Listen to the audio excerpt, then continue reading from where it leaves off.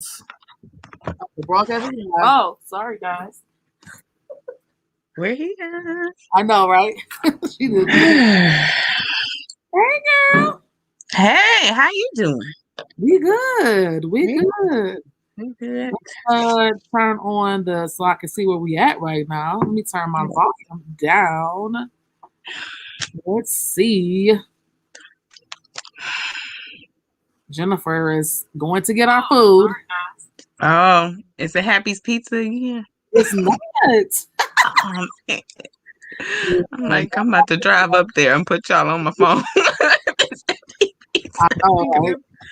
That pizza was good. So we are live. Yes. Waiting for it to populate a little bit and get some people in the room. Mm-hmm. And Jennifer is looking out for our dasher Oh, because it's time to eat. yes. We got somebody. So when y'all come in the room, give us some thumbs up, give us some love. Let us know you out there. We are talking about Married at First Sight, the worst show in the world right now.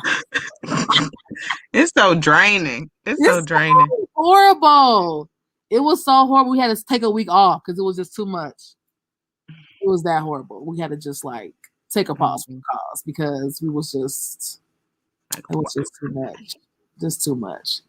So if you're out there, give us some love, give us some heart, say something. We probably will not be before you long once we start talking about other stuff because I don't even know, girl. It's so frustrating. I'm waiting for Jennifer. We got a couple watchers right now tuning in. As always, if you want to come on stage to say something about the show, about a couple, about anything really, let us know. You can definitely come up.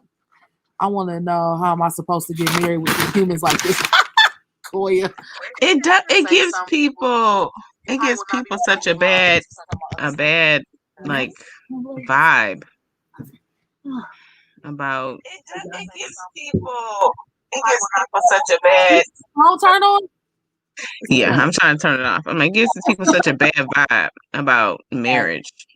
Like it does. It makes it so interesting, girl. I don't even know. Jennifer's back. She got our DoorDash. I think he was in behind the building because he came walking around. Really?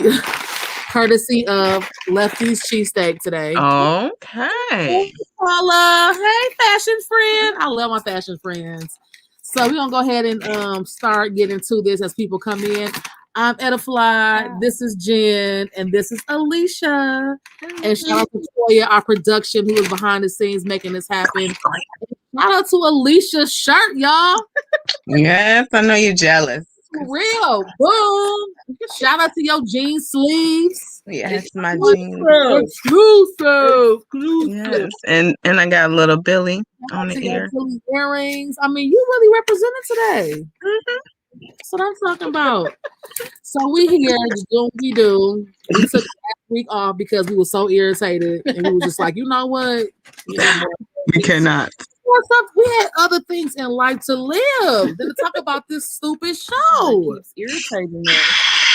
I'm so irritated. What is? Hey, Koya Mama. Koya Mama. Hi, Mama Koya.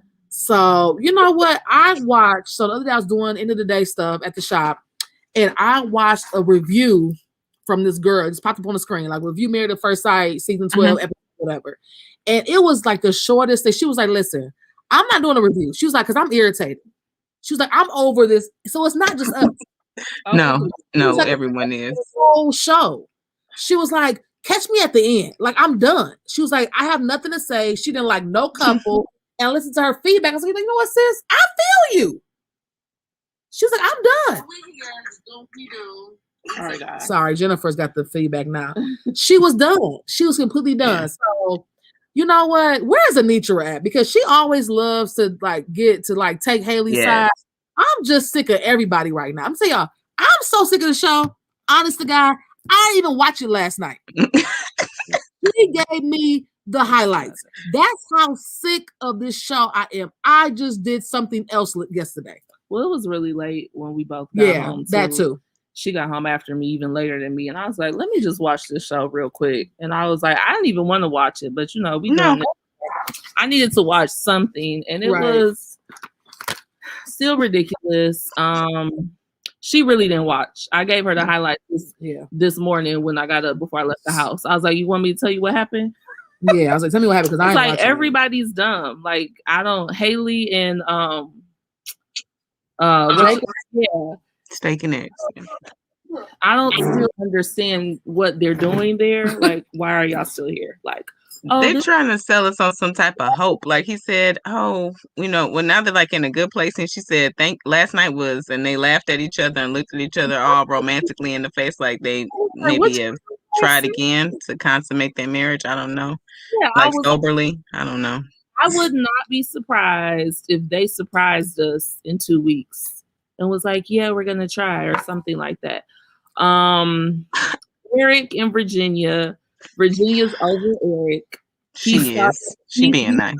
He started crying and she was like, yeah, so but ultimately Virginia does not want to be married because last week when they were on the retreat and she was talking about his house and she was like, I don't want to stay there my God. because of my cats and blah blah blah. And she was like, but my cats sleep in the bed with me. I was like, girl, can we discuss that? Why? Dude. But this episode, did you see how Virginia laid on the couch when he went home?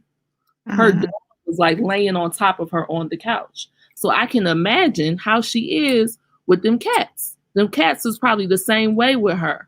So I understand having an attachment to animals, but you have invited someone into your life, so you have to make room for them. Absolutely. So the cats will get used to sleeping somewhere else. Where they been all this time? Exactly. Like if this was a healthy relationship, then I'd be like, sis, you just need to put the cat somewhere else. They'll be fine. I had a cat at one point in time. My cat never slept underneath the sheets with me, but I had a little blanket I would put at my bed, and she would pop up there and she would sleep on that blanket. Like that was her spot.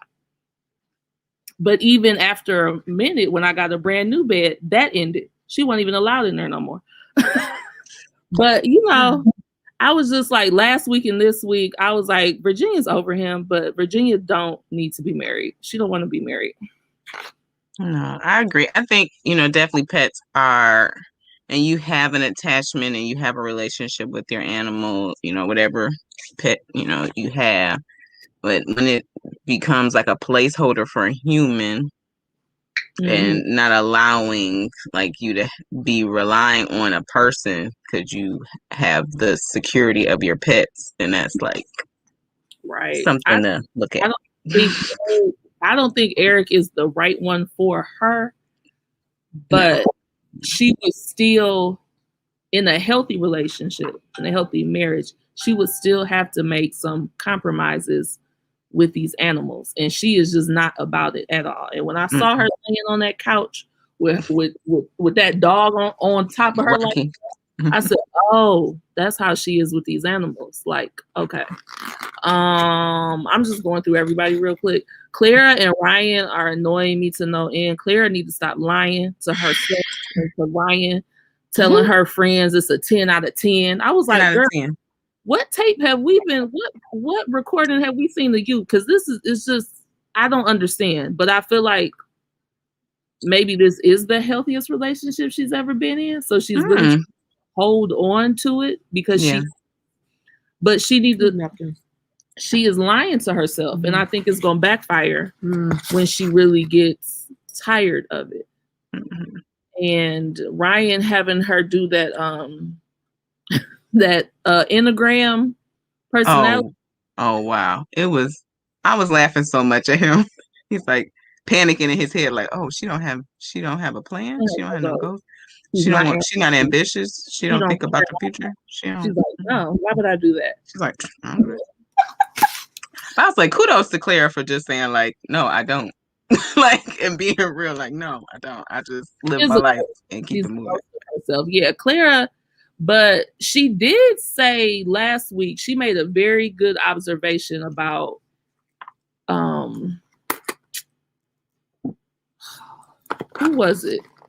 She said something last week on the when they was all at the house, and I was like, she be coming out with this stuff every so often. Like she pays attention to the other people, but she be blind to herself. Mm-hmm.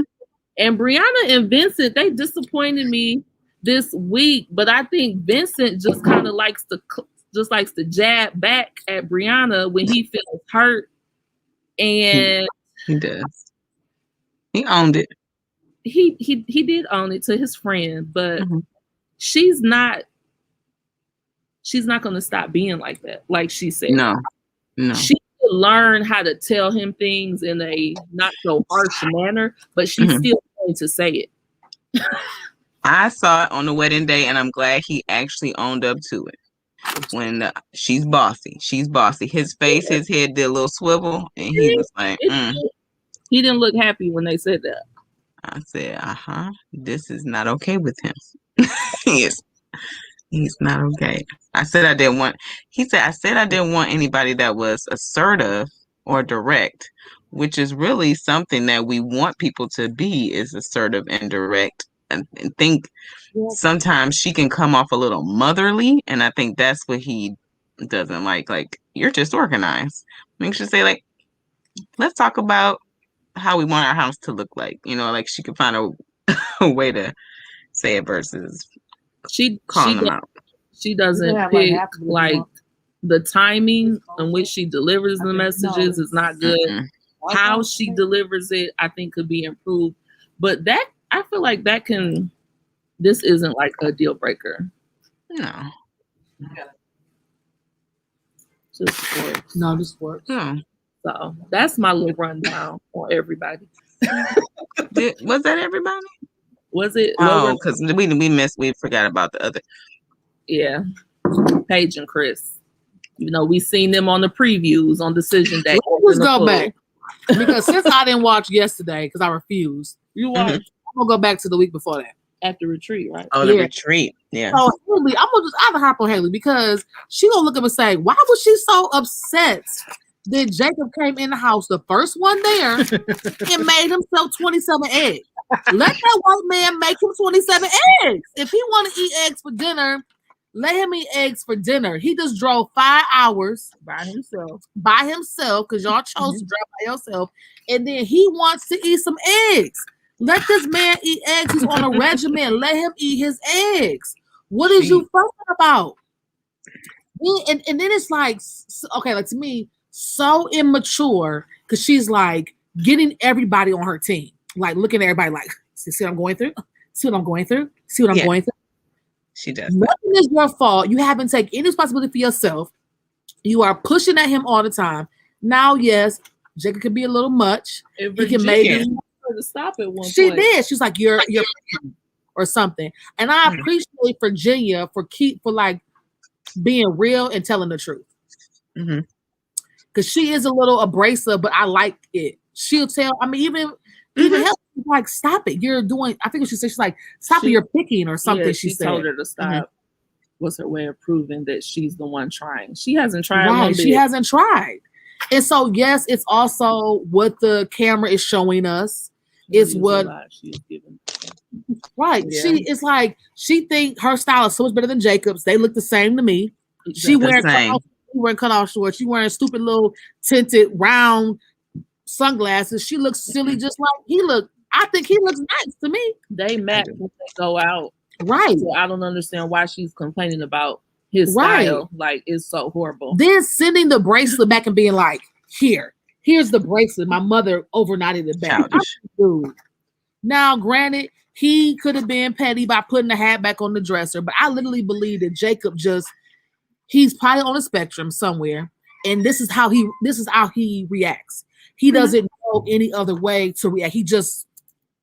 And when he's hurt, and he responds like people do out of a place of hurt, which is what he's doing. And I'm not saying he's 100, but she just drove me nuts. Then when he gets up and leaves, he should have said, I'm gonna be leaving early in the morning. Oh, he told her why he left. He did. What he say? The dogs. At his house.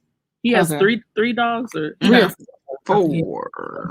Dogs were at his house by themselves. He had a friend coming over to like have him out and feed him. The friend got called into his job early. He couldn't do that. So he got a camera at the house, and the dogs was like at the door like this, just want some food. He saw that on the camera. He was like, I had to go. So they talked about it, and she was like, oh, that's fine. But again, communication. He could have text something like, hey, I gotta go. The dogs, whatever. But the fact that she got up like looking for him, like it was gonna be different. Like that was her man. That was her husband. Like it's like, hey, she didn't have a bracelet there or whatever because of how she felt, and he didn't text you because how you was treating him. I mean, all weekend long, she's like jabbing him. Yeah. For every little thing. I told you I'm gonna cook dinner, even though he came and fixed himself 49 eggs. Like, let this man eat his 87 eggs. You didn't make steak. Yeah, you didn't make steak and eggs for your whole husband. like he likes he's a 1987 bodybuilder. You know what I'm saying? Like, yeah. Girl, she's one person I'm over. Let me just pause for a minute. Anybody that's listening or watching and has anything to say, anything to add, you can definitely come up on stage with us and chat about it and talk about it. We can have a little girl talk, guy talk, whoever's listening. We're open to it. I see Jennifer out there, Rena Hinton, Tiffany Jones. Let me see who else was commenting. Paula. If anybody's out there, they want to say something on our live, let us know. You can come on stage and comment.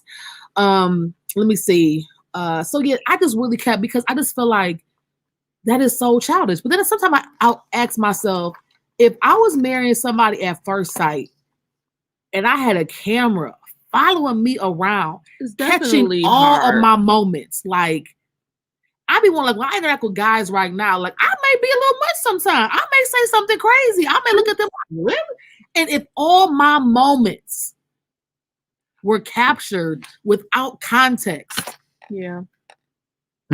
That part. And somebody else edited. Yeah.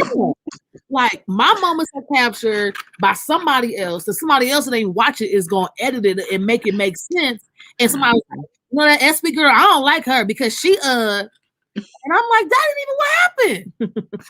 So it's so funny having the perspective of people that we don't really even know the concept of. Just like, for instance, I follow Amani and Woody, of course, Karen and Miles, of course, on Instagram.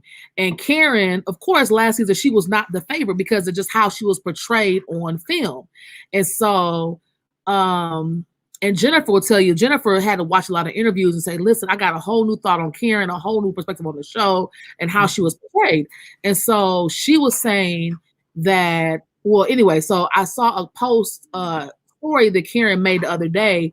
People be in her inbox, like going, she shares it and so people can see. No, somebody posted a photo that Karen posted to their story. Right. And it was like, she didn't love him until everybody else started to love him. And she reposted like, whoever this person is, get your friend. Get your friend.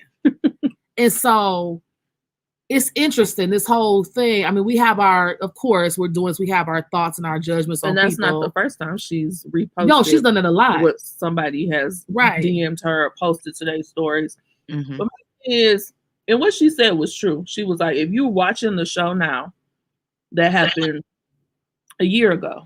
Yeah. At least come to that Instagram page, look at the pictures and see what's going on currently. Right. Maybe you don't like her. Maybe you still don't like her. But at least don't talk shit so the person can see you. You shared the picture from her page. Did she tag her or something? When you share something from the person's page, they can see it. Oh my God, it's crazy. They're aware of it. But Karen was not a standout, I think, for a lot of people.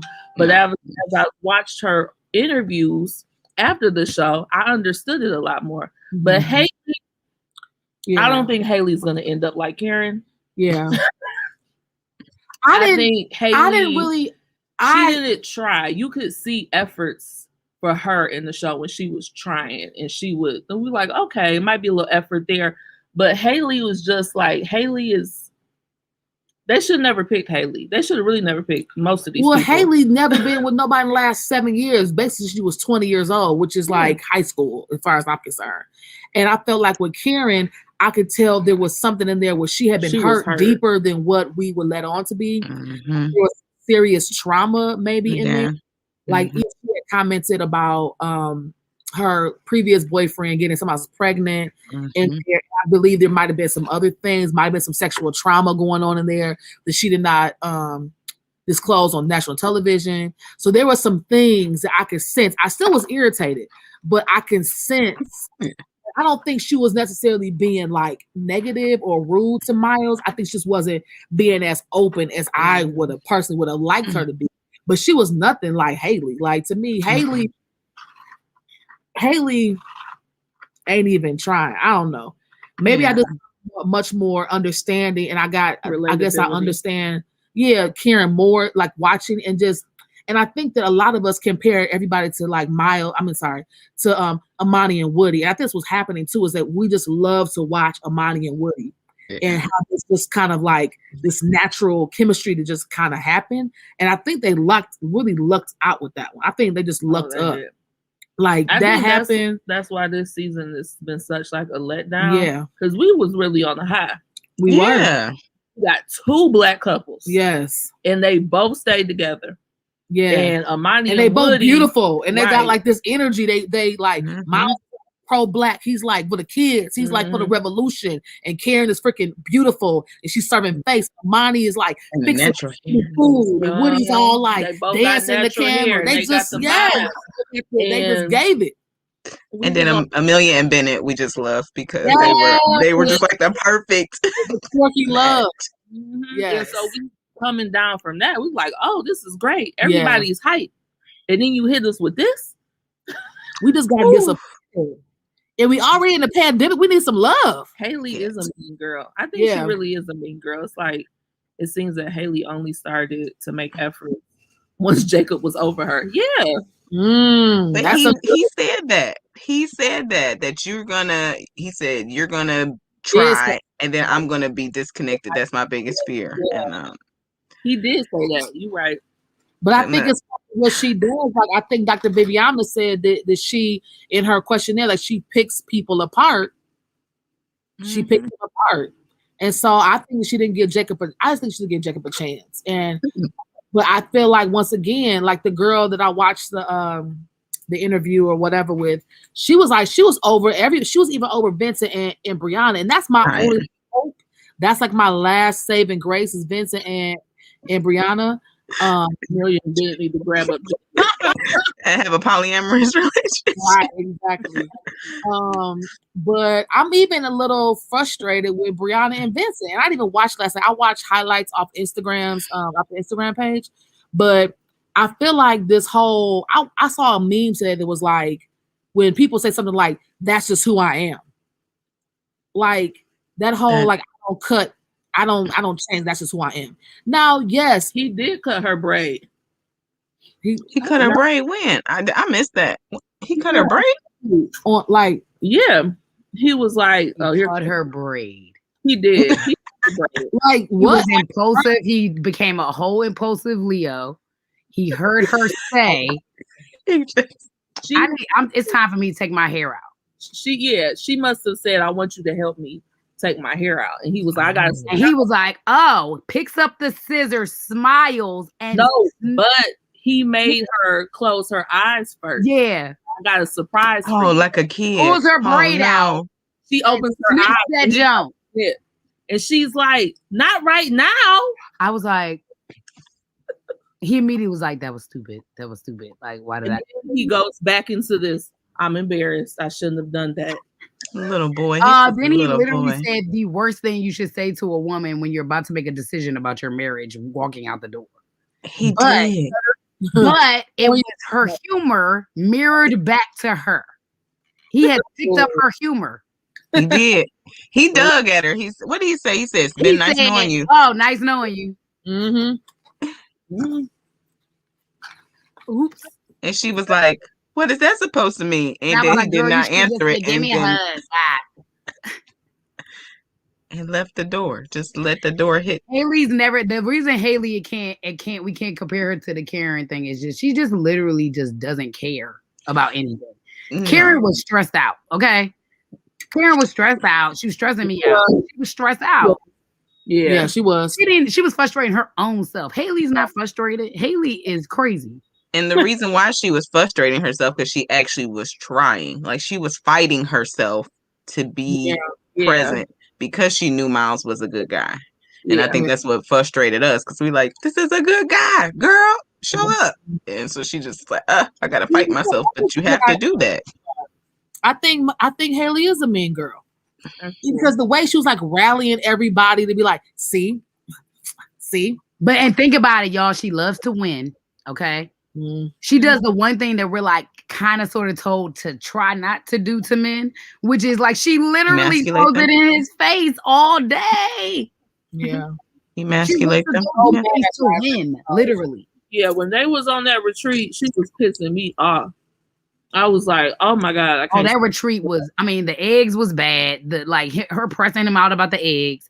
Like, if you were supposed to cook dinner with him, why didn't you just attack that part? Like, why didn't you just say, hey, you supposed to help me cook dinner? Are you going to be good after them eggs? Right. She's just like, she's a liar too. Like, she just be lying about all types of their arguments. Like, the root of their arguments is never really the truth, I feel like. No. You know?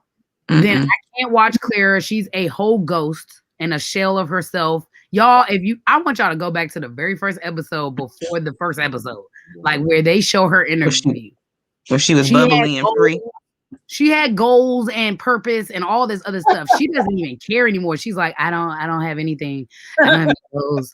I don't do any of these things. Like, I was like, what? He looking at her like, I'm not marrying this. I'm not staying with her. She has nothing. He was disgusted. He was like, no go. She was My mom's theory is he actually doesn't want a white girl. Whose theory? My mom. That's her theory. You think so? My mom is like, I think he doesn't really want a white girl. He maybe thought he did. Some of the things he's saying aligned with us culturally are just natural. She's a white privileged woman. The things he wants her to be about are not white privileged things, naturally. Ryan don't go out with black girls. You really think Ryan goes out with black girls? I'm not saying he could survive in a black relationship. I'm saying that he does not know that what he's for comes in a black woman naturally. That's what I'm saying. He doesn't know that he won his mama. He's looking for a very specific. He's not accepted by us. We would never date him. You see what I'm saying? Now with them two different textures, you got to choose. Girl, I can't with your half texturizer and your half nigga hair. I can't do it. And I won't. Gonna straighten the beard. Let's find a way. That thing earlier about that monkey hairstyle. Oh my God, because it looked just like Ryan. I knew it was Ryan immediately. I'm like, your mama is calm now, okay? So Claire, it is harder and harder to watch her every week. And I think I've never seen somebody fold so fast in themselves because she was so outward. I'm telling y'all, I saw it happen the day at that dinner that he told him not to speak on nothing when Chris was going off. Like something happened that day, and she just conformed completely. She shrunk like complete. But y'all gotta find this little preview that they show the split second of Chris saying he got feelings for Paige. I saw it. I almost threw something at the television. And then they edit it and they show her like this. Like smiling. And I'm like, And then Pastor Cal looking like, say what now, Chuck? Viv went off. And Dr. Viviana was like, you're playing, I feel like you're playing her and you're trying to play us. I said, well, thank you. Can somebody please say something? Somebody need to call him on his bullshit because he ain't doing. He don't feel like he's been. I don't know. And y'all, when did Clara convince herself that what she's upset about is him saying "I love you" when really she's just trying to get dick? I'm confused. When did we start? She wants both. Cross-breeding these things. I think she just thinks that him saying "I love you" equates dick. She's like, tied to it. Equates dick. For her, it does though. For her, it does. It's never gonna happen. He gave her a half of an Oreo. He didn't give her the full cookie, but he just said that when they had to write the letters to each other, he said love Ryan. And so he ended it with love Ryan. And she was like, oh, He did. I know it. He was crying 4 tears. Real tears. Let's do a full recap of the season. Girl. Ooh, Me bro. too. Tell the truth though. I ain't gonna tell the truth Me though. too. No. I don't know. They kind of saying a lot more than I thought they would right now. Like their careers are on the line. See, they have to move a little different. They do. Like me, they can't tell the truth. Like I'm like, how y'all gonna come back for another season? when Dr. Pepper called Chris a narcissist twice on national television, I said, I was okay, waiting for call a spade labels. a spade. Girl, I was waiting for the label. I was like, come on, All waiting on Dr. label. But they really, I would say the experts really have a lot of work to do for next season. And then meanwhile, they on this other show. Oh my God, the Unmatchables. We didn't pick you because you're unmatchable. You should have said you should have picked any of those people. You right in my head. I love them on that show though. I love them on this show. It is hilarious. How about they're doing better on the Unmatchables? They're doing so good.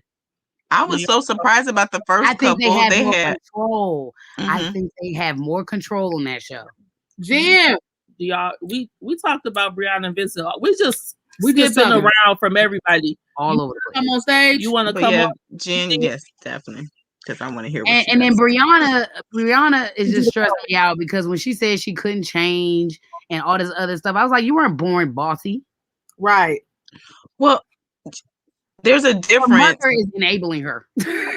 She is, and I was surprised by that because her mom usually calls her out, and that's kind of where she get her snippiness from, her mama, because her mom is snippy with her. But like you can definitely be assertive, but also pick the time and how you say stuff to your sensitive, loving man who plans wonderful things about, oh, I'm going to teach her how to speak Spanish, and then I'm going to use bike, and then I'm going to give her a bike because she said she wanted a bike from her. Like super like paying attention. So you can put some effort in. You can do it. Come on. Come on, engineer. You can do it. Very anal. Like she's super anal. Like me and my mom were laughing. Like he came in all suave on their date. I was like, what is she wearing? Mm-hmm. Why is she so buttoned up today? Yeah. So is she going to school? Did she come from work? What's happening? That's what she's about to usher at a Baptist conference or something. Well, y'all, that's the girl that I didn't like when they introduced the people. That was her. That's who they introduced. I didn't know who this like little fly, little cute, little wearing with the little cute, little curly hair and the little cute yellow dresses. I was like, who is that? I didn't even know it was the same girl. This is the girl we saw, and me and my mom were like, that's not gonna work. And he's being open. He's like, I don't like none of this. It don't sit well with me. He's being so vulnerable. I'm proud of him, even though he has his moments where he turns into little Vinny, the child, right?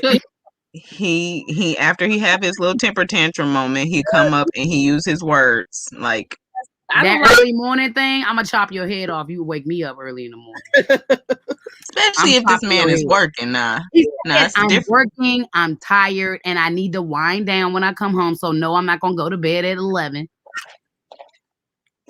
He does not try to control her, not one bit. He don't talk about her phone habits, her bathroom habits, how she brush her teeth, how she cook. He just say he loves how she cook. Thank you so much. That's why I'm gaining weight, and that's why we gotta ride these bikes. And please stop being my mother. Don't try to edit me. Right. This ain't Photoshop. Photoshop. It's a person. He a person. He a whole person. Cheers. Yeah. Hey, y'all. Hey,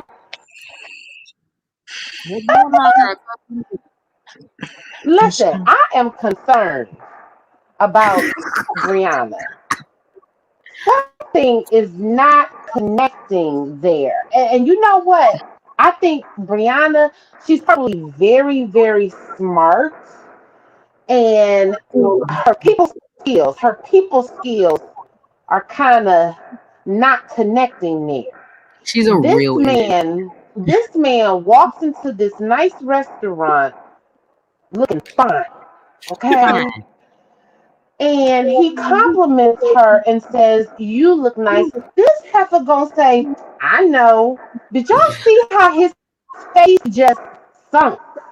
Like she takes the wind out of his sails unknowingly. Vincent needs a lot of ego stroking. He's very insecure. For him to be so handsome, for him to be bilingual, that takes a lot of smarts, whether people know it or not, for you to be able to flawlessly go between two languages when you're communicating with someone. So he's really smart, really handsome, seems to come from a really nice family, like all these great things, right? But he needs a lot of ego stroking because he lacks confidence. And he said that before. He said that, I don't like when you tease me. I don't like when you talk to me like that. Right. And she's not picking up on the cues. She tries to surprise him with this horseback riding excursion. This man laid in the bed the night before, unable to sleep, drink, or eat because he was afraid to get on a horse. And she was like, well, we're going because you have to experience new things. And I'm just like, yo. You're not. You do, but that wasn't the way to do it. He's a person you have to prep. Yeah. Like yes, right. I won't even get on a roller coaster. So you got to prep. Right. But because of how he reacted to the ballroom dance class, yeah, I told y'all you got to stroke that mane.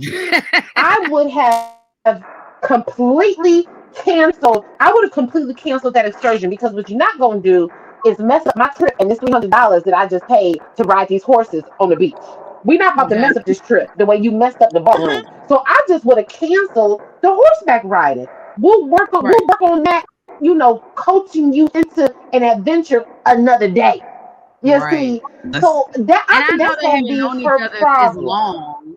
They haven't known each other long, but she's known him long enough to know certain things, like her saying, "I know I look cute." You know your man, and you know that was not what you were supposed to say to him, because I know your man already, and I'm like, Let me ask you, Jen and Koya, what would your answer would have been? Thank you. Thank you. A pleasant thank you. Thank you, boo. Thank you. Try you look nice too. See, I'm goofy. I would be like, I try a little bit, but that's it. Okay. Yeah. She just need to be quiet. A pleasant thank you because she had complimented him and he returned the compliment. Thank you. And let's carry on with our conversation. Yeah, her response didn't even add up to her first compliment. She was just like, girl, what are you doing? But I will say this: engineer women, I do know, do have a little wind out of him. social cue issues sometimes. They just do. Right. All parts of your brain can't work. Right. And I thought that it was really telling when he said at the wedding, when they read that you were bossy, that made me feel some kind of way. And then when she talked to her mother about it, catch this. When she talked to her mother about it, when she brought it up, it was even a hesitancy in her saying, well, he said, I'm she's scared. She couldn't even. So this is my thing, and we all are 40 and above on this phone call, I believe.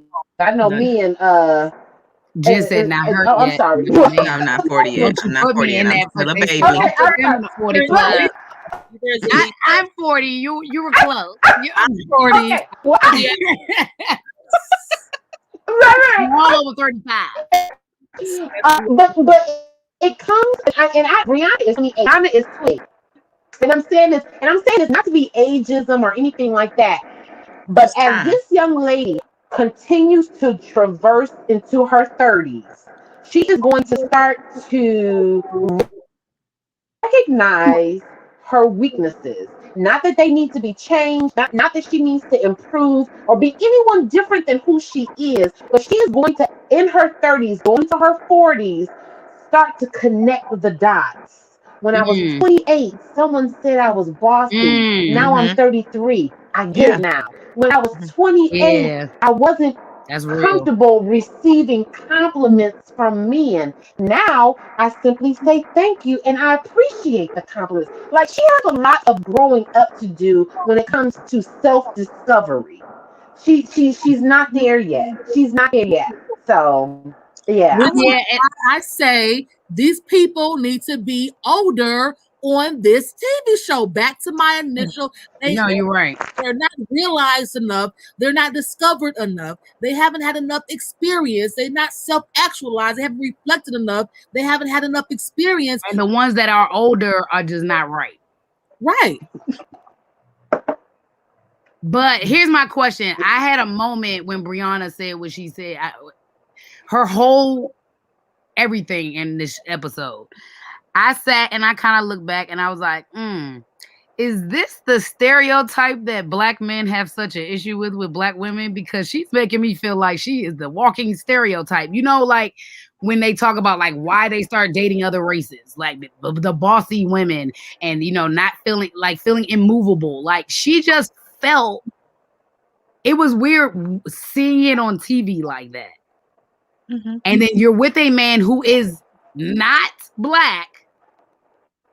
And then you have this weird, like, rigidness to you that is a boss. It's like all the things they talk about culturally with us, the bad stuff. And I saw it yesterday. I was like, your mom's not helping you through it. She's scared of you. I'm like, I wonder what's happening with her father. I'm like, because her father was. Her dad was like two daddies, don't she? She needs. Oh, no, that was McCall. That's Paige. Paige got two fathers and two therapists. But no. Girl, what is these therapies? What do two therapists look like? The only way I feel like it could work if one of them is like a trauma. Well, that like if it's a trauma therapist and then individual therapist, or if she's also getting like spiritual counseling or something like that to that degree. I feel like she needs to have a conversation. I don't know if her dad is babying her, like, you my baby and everything my baby does is beautiful because she's an engineer and she's wonderful, or if he needs to coach her on how to be present for her husband who's growing in everything. I just don't know how. That's not something that we typically get from our fathers, like how to talk to men and in relationship. Fathers. Our fathers are disciplinarians and protectors. They don't like us to be with men. Period. No, right. But that needs to happen. Though I feel like that's maybe something we as a community to look at. I know that's interesting. Mm-hmm. I think like that's as deep. Much as we get the coaching from women and then are criticized by it because we're like, why did you go to a woman to hear about your husband? You know, so it's like somebody got to coach her on how to deal with. And you know, that's so funny. And that's why, like, me and my best friend do so well. Like, that's why I have a male best friend.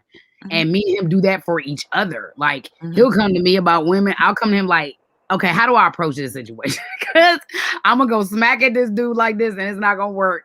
So, like, and, you know, and we do that. We hold each other accountable all the time. And we really challenge people to do that. Like, if you have real platonic friends from, you know, the opposite gender, like, keep those people, use them, utilize that. Because we don't know, we're not supposed to know. Like, as a culture, we don't know how to talk to each other. No. You know, we talk to each other horrible. I talk about this with the band all the time. I'm like, yo, the way y'all talk to each other is crazy, yo. Like, we're never gonna get anything done like this. Like,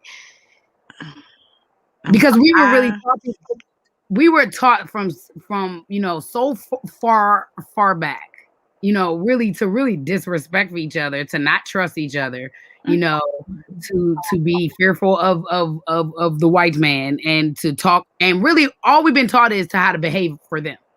Yeah. We haven't been And taught to how protect to ourselves from them. It's what is her name? It's a book I just got on Audible. I'm so excited to get it, to start listening to it. It's Brene Brown, who I don't know, y'all know who she is. She's like vulnerability, Captain Vulnerability. And then what is Burke is her last name, who did the Me Too movement. I can't her person. But they yes, they have a book that talks about vulnerability in spaces of color, specifically African Americans, and how yeah, and how vulnerability is a privilege that Black people unfortunately can't afford to have because society, our world doesn't make space for us to be vulnerable, because we're, like you said, protecting ourselves from the systemic chaos that is this world. So it's like it shows up in our relationships. It shows up when, like, Vincent is trying to be vulnerable with Brianna and she can't I show up. triggered a whole man by accident because I said that he felt stressed, and he was like, I'm not stressed, I don't get stressed. And then he later kind of told me, like, we were taught to like not even use that word, like there's no such thing. And I'm just looking at him like, oh my God, like you're not allowed to be stressed, you're human. Because that's the sign of weakness. We're supposed to be That's so crazy. I think part of it, we had a raw talk. We used to do raw talk here several years ago with Sean. With Sean. Oh, Sean. And we had an older gentleman come. He was somebody's. It was a son used to come, and it was somebody's daddy that came to have like the intergenerational conversations. And I take his words from what I got from it because it was so dope having an elder here spitting game, talking to us. And so he said on several occasions that the issue with men and women is that we don't know each other's language. We just don't know with X, Y, and Z. Like, we're so busy, like Brianna's like, listen. Even myself. Like, I was dealing with somebody and he told me the other day, he was like, you want me to reach for you, but you don't reach for me. Like, ooh. That was deep. Don't talk to me like that. He was like, did you check me? Did you check me? I was like, what? And I'm so crazy. I heard something like that and I was real turned on just now, like, oh my God. Like, The whole thing, like, reach for me. And so it's like we have to listen to the call of each other. And everything is so individualistic right now, like selfies, my Instagram, my Facebook, follow me, do this for me, whatever. And I think we kind of miss the kind of bend, the kind of give and take, the kind of push and pull that you have to interact with people. This me, I'm not going to change. Now, there might be some things, it's like, I can't be a white woman. I can't be a white woman. I'm a Black woman. You cannot be a white woman. Right. I cannot be a 6 foot tall woman. Yeah. I have a creative style. It never happened. But my style could ebb and flow. It could morph. It could evolve. It can do different things, different environments. You know what I'm saying? So the whole thing with like, this me, I ain't gonna change. I think that's a very. But is it that? Well, I know some people do say, I ain't gonna change. I'm always gonna be like. She literally said she couldn't. I know, but that's just called therapy. To make her learning tools, communication tools, more comfortable with that word change, it's making adjustments right to make your spouse comfortable. So she could have said those same things that she said to him, but it could have come out in a different way, not as harsh. She could have used some other words. She doesn't bend though. She wouldn't even bend when he was like, I'm tired. Can I sleep in? Yeah. Well, that. And what was the whole point of her telling him that he's unorganized? I didn't understand why that was appropriate at that time. Yeah, it's like, why are you even saying that? You talking about decision day, and you talking about me being unorganized. It was the wrong time for her to bring that up. I was like, y'all in the bed, y'all look like y'all about to go to sleep. They talking about the other couples. Y'all having a conversation about how much fun y'all had, and she was like, "Yeah, I noticed something on the drive home. You're on the. Why are you bringing this up to this man right now? Because she preparing her soul to live with him. So she like, let me have these pre-conversations because I know how I am, and you're not gonna leave your socks on the bathroom floor when you get out the shower. This is her. So she's like, we're gonna have this But you know She's gonna what, be though? exhausted, But you know Alicia. what, and Alicia, Alicia, and you she's know what, gonna be Alicia, exhausted. and this is the thing, and Alicia, and you're married, and you know that at some time, some points along those years of marriage, them socks just gonna have to be on the bathroom floor because Right. that's not a battle worth fighting. Like, It's pick not them even a up. big deal. Just pick When them we have up. to make a decision on, do we put $500 in a savings account, or do we put $500 on the On American your bum Express? outfit that you wore to dinner. You know what I'm saying? Sometimes them socks just gonna have to be on the floor. Or you just pick them So up if they bother you that much. for her, the way she reacted to him spilling the champagne, you're Petty. unorganized, you're this, you that. You know what? You don't appreciate how loving he is. You don't appreciate how patient he is. You And don't give it. appreciate how handsome he is. Because at the end of the day, you're running this man away. You're running this man away by nitpicking at him every little thing. Yeah. She trying to That's engineer why him. he cut your braid. He She's was trying to just engineer. She is. She trying to engineer him. He's Vincent part one, and she trying to, upgrade and model him. So Again, it is lack But of relationship do experience. y'all think absolutely. he is aware that she's doing this? Does No. she consciously know? No, it's not. It's serious. Like socks on the ground or wherever. How he brush his teeth. wrong battle. Those don't matter. It just It doesn't matter. It So they doesn't. don't matter, right? But I will say, because I have done some things and nitpick some things. Oh no, everybody got stuff that would drive them over the wall. Right. And so I have realized that sometimes I haven't dated a whole lot. So it's like, if you haven't dated a whole lot, some things just bother you. You got to get it out. It's just like, And some things get worse. yeah, it's like one of my friends, he likes to fold his laundry before he washes it. Huh? And I'm like, why are you? Why are you wasting time? Why are we wasting time doing that? That's my thing. But then it's like, is it that deep? No. Right. my But husband also- do it. My husband folds his dirty laundry. Okay. What? And he be so happy. Hey, bro, I do not understand. I don't even want to fold Does clean he clothes. want to put it Right, back? right. He just wants everything. He's neat. He likes things Mm. in their space. So he just fold Wow. it and boom. Yeah, my friend, he's Espy, just let me do this. Let me do it. And I'm like, what are you? I'm fussing. Oh, we gotta put a dirty clothes. He's like, just let me do this. My process. And it's like, I gotta check myself. Well, and it depends. It depends. Like, is this something she can get past? Right. So, like, my mom gave me a great example growing up. She always kind of talked to me about little red flags that, like, not real red flags, more like yellow flags that can become red flags. Mm-hmm. Like things that you just are irritated by, right? Mm-hmm. And she said she knows my dad was messy with like little stuff. And she was like, I can get over that. Then years later, they have kids, and we look down at the remotes, and there's like crab shells on the remotes. And then he's wiped his hand on the wall with food on his hands. Like, so like it started like going above and beyond. Yeah.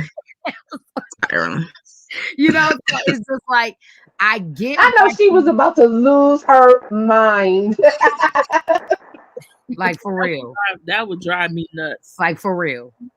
And so, like, I get it, but I didn't understand. I thought it was inappropriate timing. I conform to her. And I think Bree has inappropriate timing all the time. She can, like, her cues are just bad.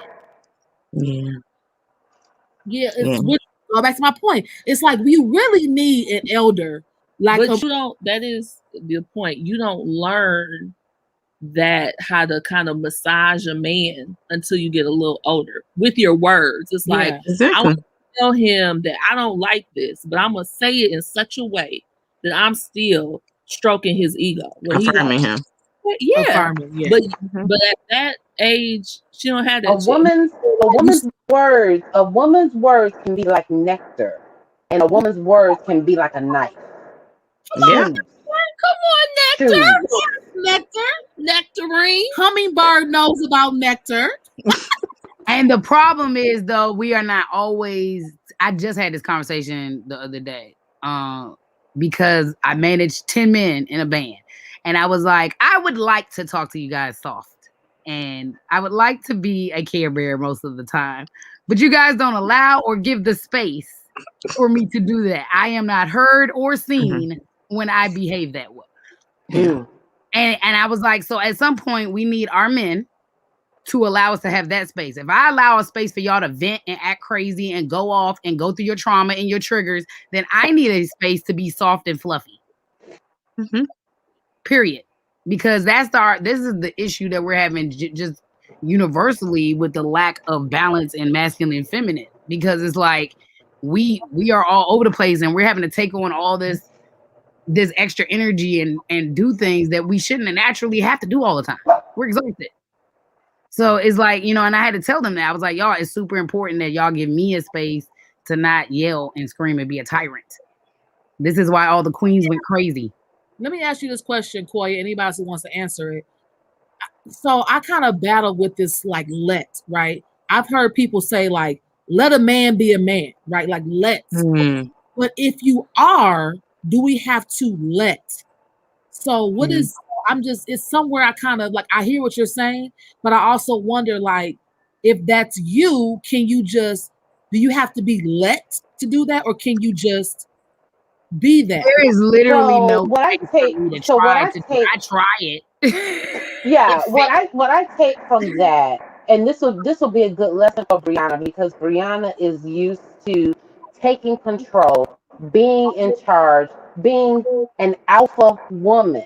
Okay, but when you're in a relationship as an alpha woman, you have to know how to be a woman and leave the alpha out of it. And that's learned. You don't know those type of things at 25 and 27 and 28. Right.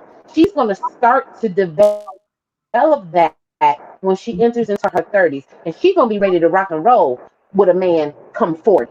And so that I totally agree with the age limit for this type of a show. Because she still has some maturing to do, because her alpha, when she says, I know you're unorganized, why did you spill the champagne? You're getting on this horse. When she does all of that, that's her alpha. She talks through her alpha to a man who needs an ego stroking. It's not gonna work, because an alpha woman doesn't recognize the ego of a man. They're on the same plane. That alpha and the ego are on the same plane. She has to direct her alpha to sit down and step into her womanhood. Yeah, so he can stand up. And intimacy, exactly. Intimacy in a relationship is not just sexual. And that's what people get it wrong. Intimacy in a relationship, it's levels to that. And yes, they're having sex. They've been open about that, but she is not connecting intimately with him, and that's why his jaw clenches. That's why he perspires heavily in his shirt. That's why he gets upset and leaves. She's not connecting with him intimately because she's operating through her alpha, and she needs to stop that. Yeah, and Brooke explained it well. And that's how I was going to kind of explain. Who is Brooke? Is she white? We went to high school together. I love Brooke. I love you. She also has a recap show for Married at First Sight. Yes, so I love your perspective. How you word things is great, and that's really what I mean. Is that I when I'm soft with them, is very much like, oh my God, you gotta be a little more abrupt with us. Like they literally encouraged me to be more extra, and then when I got into that power, it was like, you don't tell me what to do. So I'm dealing with a bunch of egos. Okay. And now in my dating life, though, I have stepped all the way back. I have specifically stopped dating men who did not have attributes that could be, they have to be stronger than me. So that can be dominant. Attributes that can be dominant. I had to learn I could not date that. Like I was like, I can't do this because I didn't feel comfortable letting my alpha part die. Because I was like, I can't trust you to be good. I'm not gonna I be can't good. trust you to follow through. Yes. Right. Yes. So Yes. when I did that, and I have dated a few alpha men where I was so shocked by even seeing that side of me, which I probably hadn't seen in 15, 20 years. Like, and I was just like, whoa. Like, you know, and it takes a lot. You have to trust. Like, you have to like trust that process. And it's not always with the right men, but you have to trust that process to get used to it. It's just practice. Right. So they say the independent woman can't find a man because the independent woman is a man. So, the problem is that I have worked in corporate white America with white women, and we ain't got a whole lot of choices, bro. Like there are certain things we have to do, or we're going to drown. Like, well, it's that one. So I feel like it's that. Just don't bring it home. Just don't bring it home. And that's what I'm getting to the point. It's like even in work, it's like I got to do stuff in here. I got to step. I got to be assertive, whatever. But if I'm going home to a man, I am learning. It's a process how to fucking lax. Yeah. How to chill for most of the time when not most of the time, but a lot of women who do have those high-powered jobs are in control at work. They don't want to be in control at home. I don't. So they don't have no problem being like, go ahead, you got it. Because they don't want to. Please. Because they do it at work. I don't want to make another decision. Oh my God. That's so funny you said that. This is literally what I said to my ex. I said, I cannot make any more decisions. I am a boss in my job. I am a boss in all the things that I do outside of this. I cannot tell you to do one more thing or pick a restaurant or pick a trip I cannot do anything else. Yeah. Right.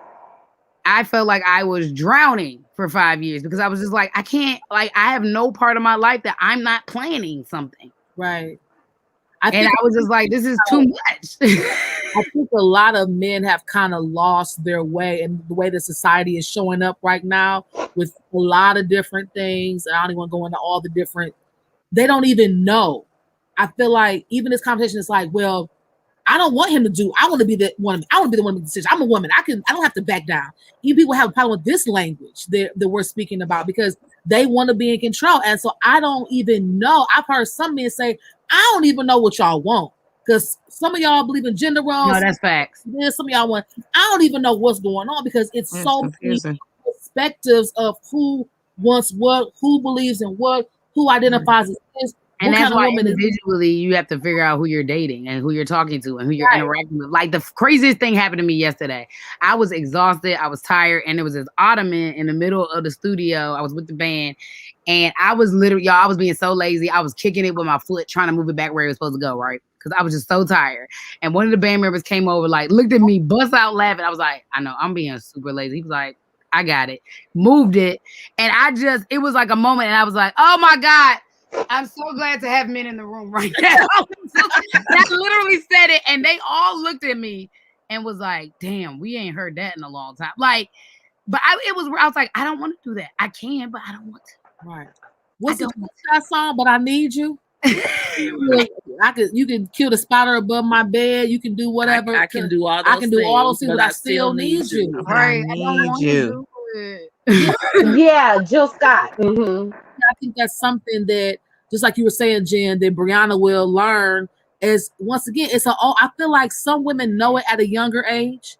Some people just got it. And I think it is some things you just have to learn because society right now is inundating us with other thoughts, other things, especially at that age. And so even me at 40, I'm getting it even more so now than I've ever before. I'm understanding. Mm-hmm. I had men like, quit talking to me like you a man. Like you a woman, like relax. Why you being so to me? I be like, yeah, soft, and I had to kind of stuff. I be like, oh, put your shoulders down, and I gotta be like, I gotta purr or something. Like I forget I don't have to have my guard up.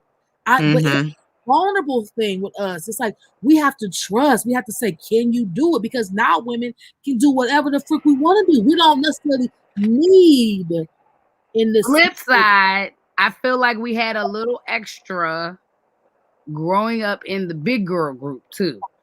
There's a different. Okay. I've had to segue through things differently, aggressively differently, or even softer than normal. So I've either had to do one or the other, right? So I've either had to use humor and tactics like that because I kind of became the homegirl in the crew, like very quickly. So I adapted to that nature so quickly because it was a safer group of men who accepted me. But on the flip side of dating is like that, it was so hard to disconnect those two because I hung out with males and then I was dating males. But I was had to survive in my male friend group. I could not be I wouldn't survive. Like you be what? You cannot survive being a super feminine with a crew of men. Like what? You become the crew junk real quick. So now we were still soft, like we still cry when you pick at us and stuff like that. Like we were still softer than they were. But I had to kind of build that up. And because I'm usually working with men too, it's a crazy juxtaposition. But I am naturally like a Care Bear. So it's weird.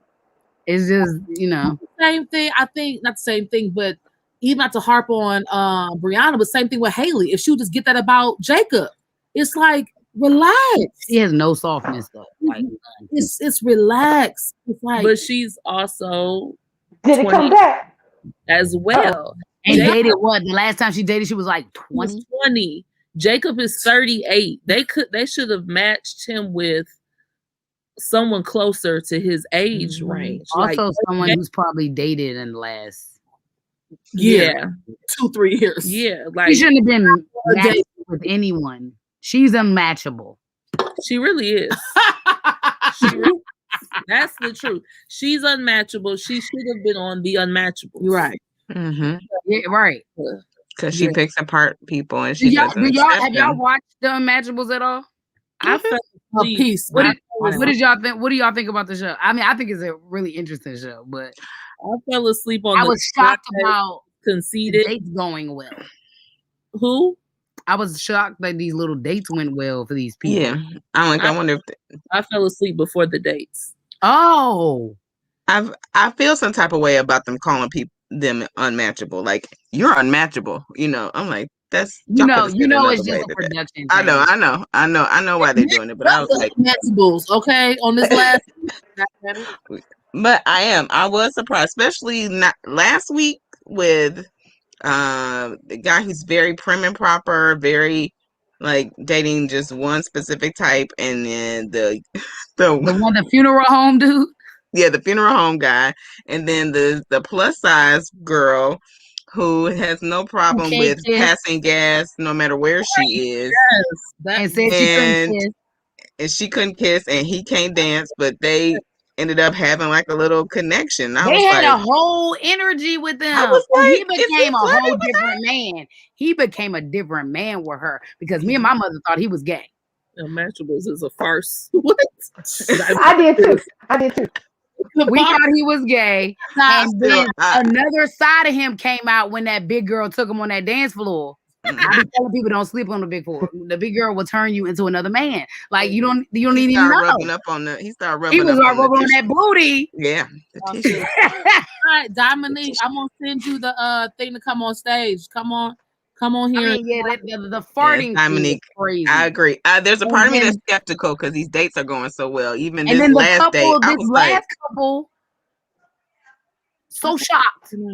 I was like, it's like she, even though she doesn't dress like a Barbie, she looked like a Barbie. She did look like one, so I was like, okay, this might work. But then they were so like I didn't even like her humor. Yeah, I mean, let me be honest. That is who you should be dating and marrying. Yeah, this is the part we don't teach men is that y'all trying to marry the Barbie, y'all should be marrying your homie. Right. Yeah. Yeah, your homie. I have been watching I don't know if y'all have ever seen Ready for Love, but I get irritated on there because these men expect over extra feminine women all the time, and they always turn these bad bitches out that are like homegirls because they like sports and laugh. And I'm like, who taught y'all this narrative? Then y'all be mad when your homegirl, when your wife don't understand you watching football, or you mad when. But listen, this is they do have that thing on that show. Be like, oh, all these girls are cute and fine, but this girl right here, it's a homegirl vibe I'm getting from her. And that is a code. That's a code. I don't think that for funny, personality, unattractive. But that's what it's the code for. That's what. But none of these shows was unattractive though. No, they don't find them attractive. That is what that code is for. No, they just want to fake be catered to, and they think they're going to be overly catered, and they don't realize the women they think are going to over cater them, they're not going to do anything. They want to be catered to. The woman they're looking at is call them ugly on national television, so they say you got home. No, these women were not ugly though. I know that. They didn't like. They literally did not like. They don't pick people who. They literally got mad. She was talking about football. They don't pick people that are unattractive to go on these shows. Like that's the whole purpose is to pick people who are nice looking. I just feel like if the girl is a little bit too plus size, or if the girl is maybe, I think it was one episode where this season a lot of people have children, but it was one episode she was like the only mom. I know what you're talking about. And they were like, "Oh, homegirl vibes." I'm like, okay, you just don't want to date a mom. Don't want to date a mom. I'm gonna head on out, y'all, so somebody else can take my spot. Okay. Thanks, Jen. But something that I be wondering about with these guys now, like, are you just attracted to this woman that you want to be in a relationship with? Or are you attracted to her insides, like her personality? Like you don't want to hear her talk. You don't want to hear nothing she has to say. When she actually opens her mouth, you'd be like, do you like her? And it's funny you say that, Jen, because that's what that couple was about last night. That the dude that was the unmatchable couple, they gave him a blow up doll. Yeah, I saw that part. And he thought they were talking about the women he wanted, which he calls plastics. They were calling him plastic. I saw that part. I got up to that part, and I think I fell asleep after that because he was super empty on the inside. He wasn't looking for no substance, and he wasn't that good looking. No, he wasn't. I guess if you're like country white Hicktown, he's fine. I guess, but he wasn't that good. He had his teeth. But a lot of these guys, when I hear them talk about these women, I'd be like, you don't like her. So why did you go? You just like the way she looked, but you don't like her at all. So that's where, but so all these issues are coming in because you picked wrong, because you don't like her. And some of them be acting like they don't like women, period. That's what I say about Kevin Samuels. Oh my God. He's horrible. I think that he actually hates women. I tried to listen to this I think he just likes media attention and money and likes. And you've been married for 3 times for a reason. Has he? You've been married? I don't know. It's personal. Yes, 3 times, and caused his dead aunts miserable. Said they died miserable and alone. Why? Because they were alone. You don't know what their life was. That's your child brain telling you that. Your child brain's telling you they died miserable and alone. Guys like go to sleep. You're homosexual. Sit down. Guys like him be There's no straight man that hates women and talks like that and loves women. Stop it. He talks horrible to women. Yeah. They be like, we need y'all to stop talking to us like this and be like, I'm like, what? Be like what? You literally just don't want the woman to say anything. You don't want her to say nothing. At all. You don't want a woman. Once again, that's what I'm saying. A woman. We don't even know we are so individualistic right now, having fairy tale idea stuff that we don't even want a woman, we don't want a man. We just want we just want like an animal. We just want like a dog. We just want we don't even want people. We have all these ideas of what it's supposed to be. We can't even let somebody just be. I'm talking to myself as I'm talking right now. We have to dismiss some of these things and relax. Because they're gonna be human. I think that's the issue with Haley. They're gonna be a human being. Okay, so meaning there's gonna be something. Lord, if I felt like her, I would never go on any dates. everybody got something. Okay, he wear dress shoes to the batting cage. Is it really that stressful for you? Like, just let him wear dress shoes and buy you nice jewelry. But and she keep acting like she walking around bad as hell. Like you is not. You wear brown clothes every day. You look like a everybody's got something. A tan brush ball every day. So you look like your hair every day. So before Dre passed, we went to marriage counseling. I remember saying, she said, I want you to remember one thing. You was raised on this side of the world by these parents with this idea, these ideas, these beliefs, these celebrations, these rituals, whatever. He was raised on this side of the world with these parents, these beliefs, these rituals, these things. Now you all are coming together and trying to figure out at 37, 35, 20 something, 30, whatever, you are unlearning, relearning, adapting, figuring out, losing some things, gaining some stuff. It's like he's lived the whole life. That shit blew my mind. Even though it was so simple. It was a simple concept, but it made so much sense. And I know all these couples, they've been alive for 28 and up to 38 years of living their life like in the 80s, liking to wear dress shoes to the batting cage, wearing his hair like this, wearing cutoff shorts, being sensitive,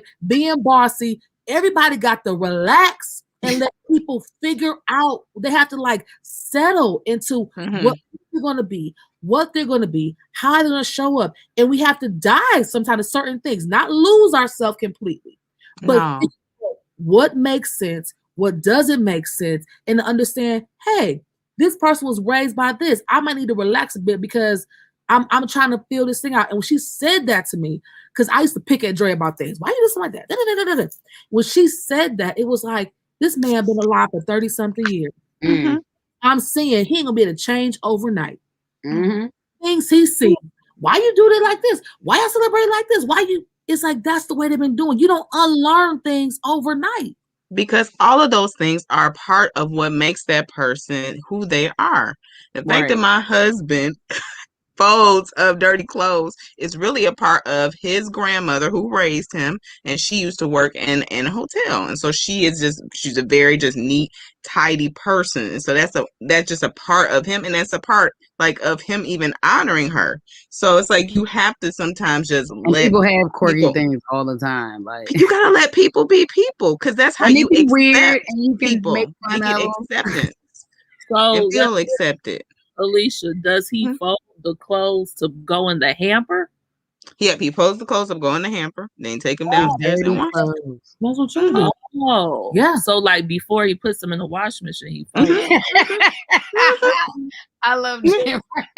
That's what old boy does. I don't. You know what? I didn't understand that. I would probably ask why, but then I'd probably be like, okay, and leave. So we found out when so I found out that my brother-in-law puts his jeans in the freezer, and we was like, for what? Why are the jeans in the freezer? Like my sister found her one day, called us like, yo, like I don't know why his jeans in the freezer. Does he wear a crease? And then we found out like it's some like weird old school like way they used to like starch jeans and keep them stiff, like his grandfather told him and told his father, and we were like, but now you have an iron and starch.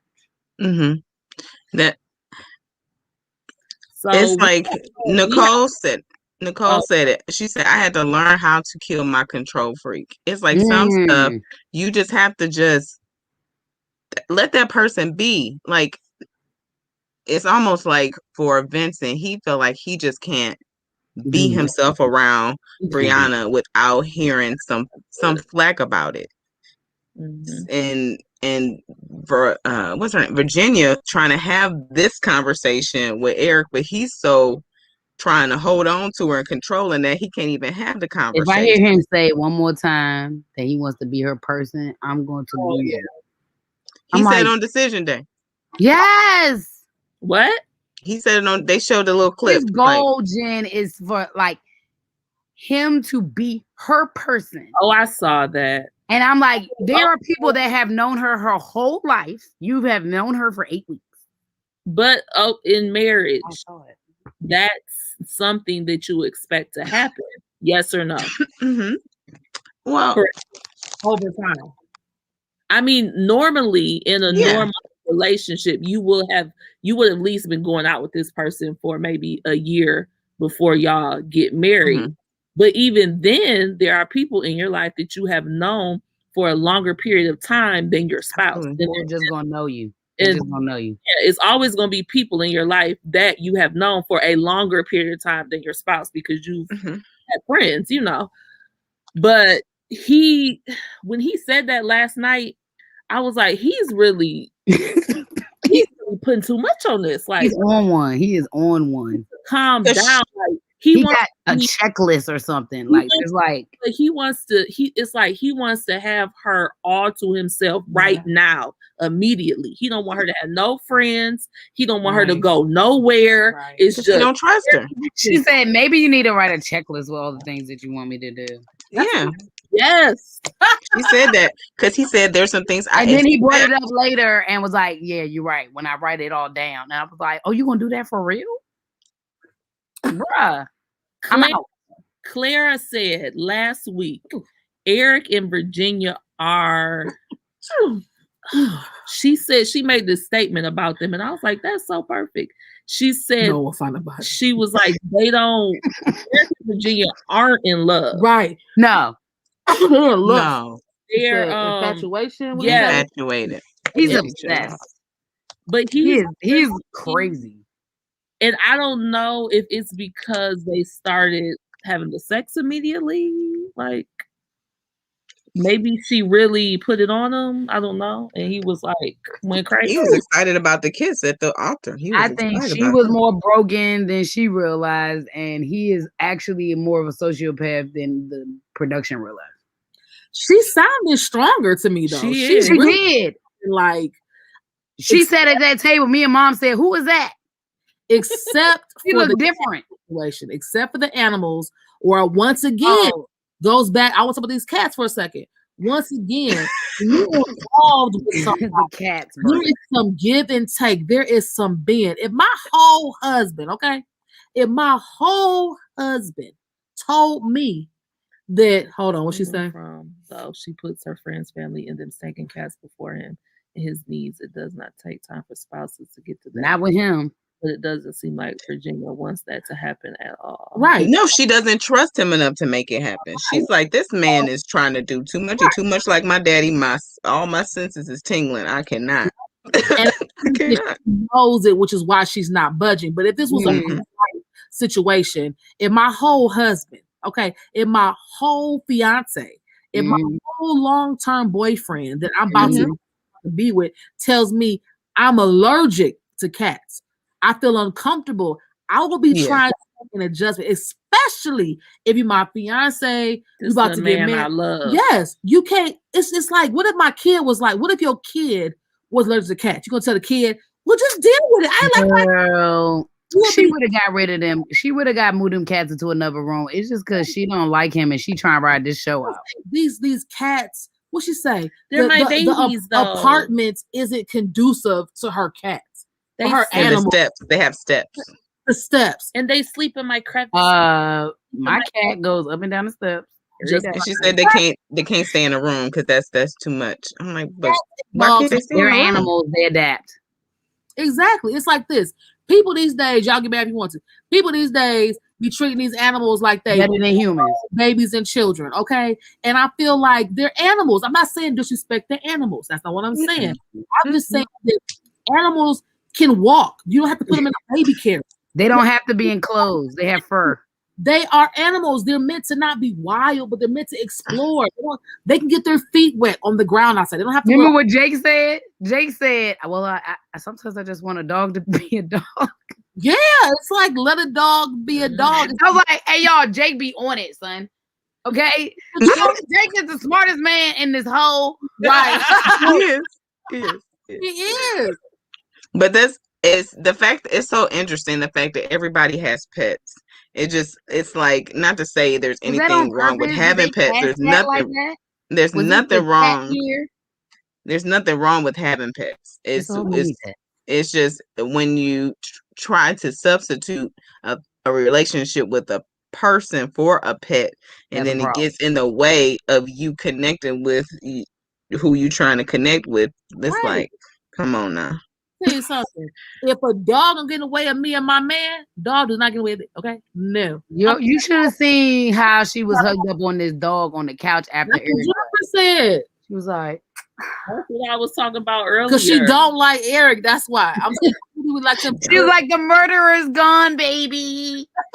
The murderer's gone. She's scared to break up with him, y'all. She's trying to do it in front of the camera on Decision Day so she doesn't get killed. She is going. He's still. Y'all, he is crazy. Did y'all see his little, like, he just has like these like weird skeevy body movements. He was at dinner crying, but then like after it, because she didn't respond to the crying, he just was just like, He does this too. He'd be like, I was like, y'all, he is crazy. He is Dexter. he'd be like this. He's Dexter. A conversation. He walks around with people's skin on his body, son. He's It gonna should be climb like inside of her body. He's gonna wear a Virginia coat. here she Okay. goes again. Oh no. Yeah, he's gonna wear a Virginia coat. Alicia, it's happening. Oh no. Yeah. I'm just, you know what? I'm Oh. everybody, you know. Look, y'all send little young Vinny over my way, and I'll cuddle with him.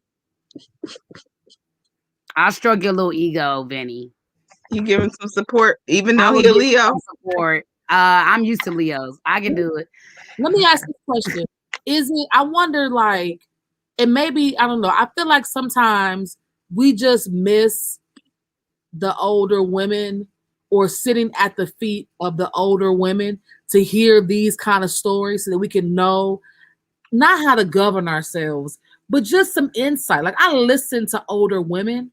I like hearing how things are, how they should be. Like, because that's why I asked you earlier, like, okay, when she responded to him, like, I know, or whatever, that may be a 28-year-old response. It could be a snarky response. It's a cheeky response. Yeah. So I could have maybe said that. I know. I mean, maybe I would. I probably would say, oh, thank you. It wouldn't have came off like that.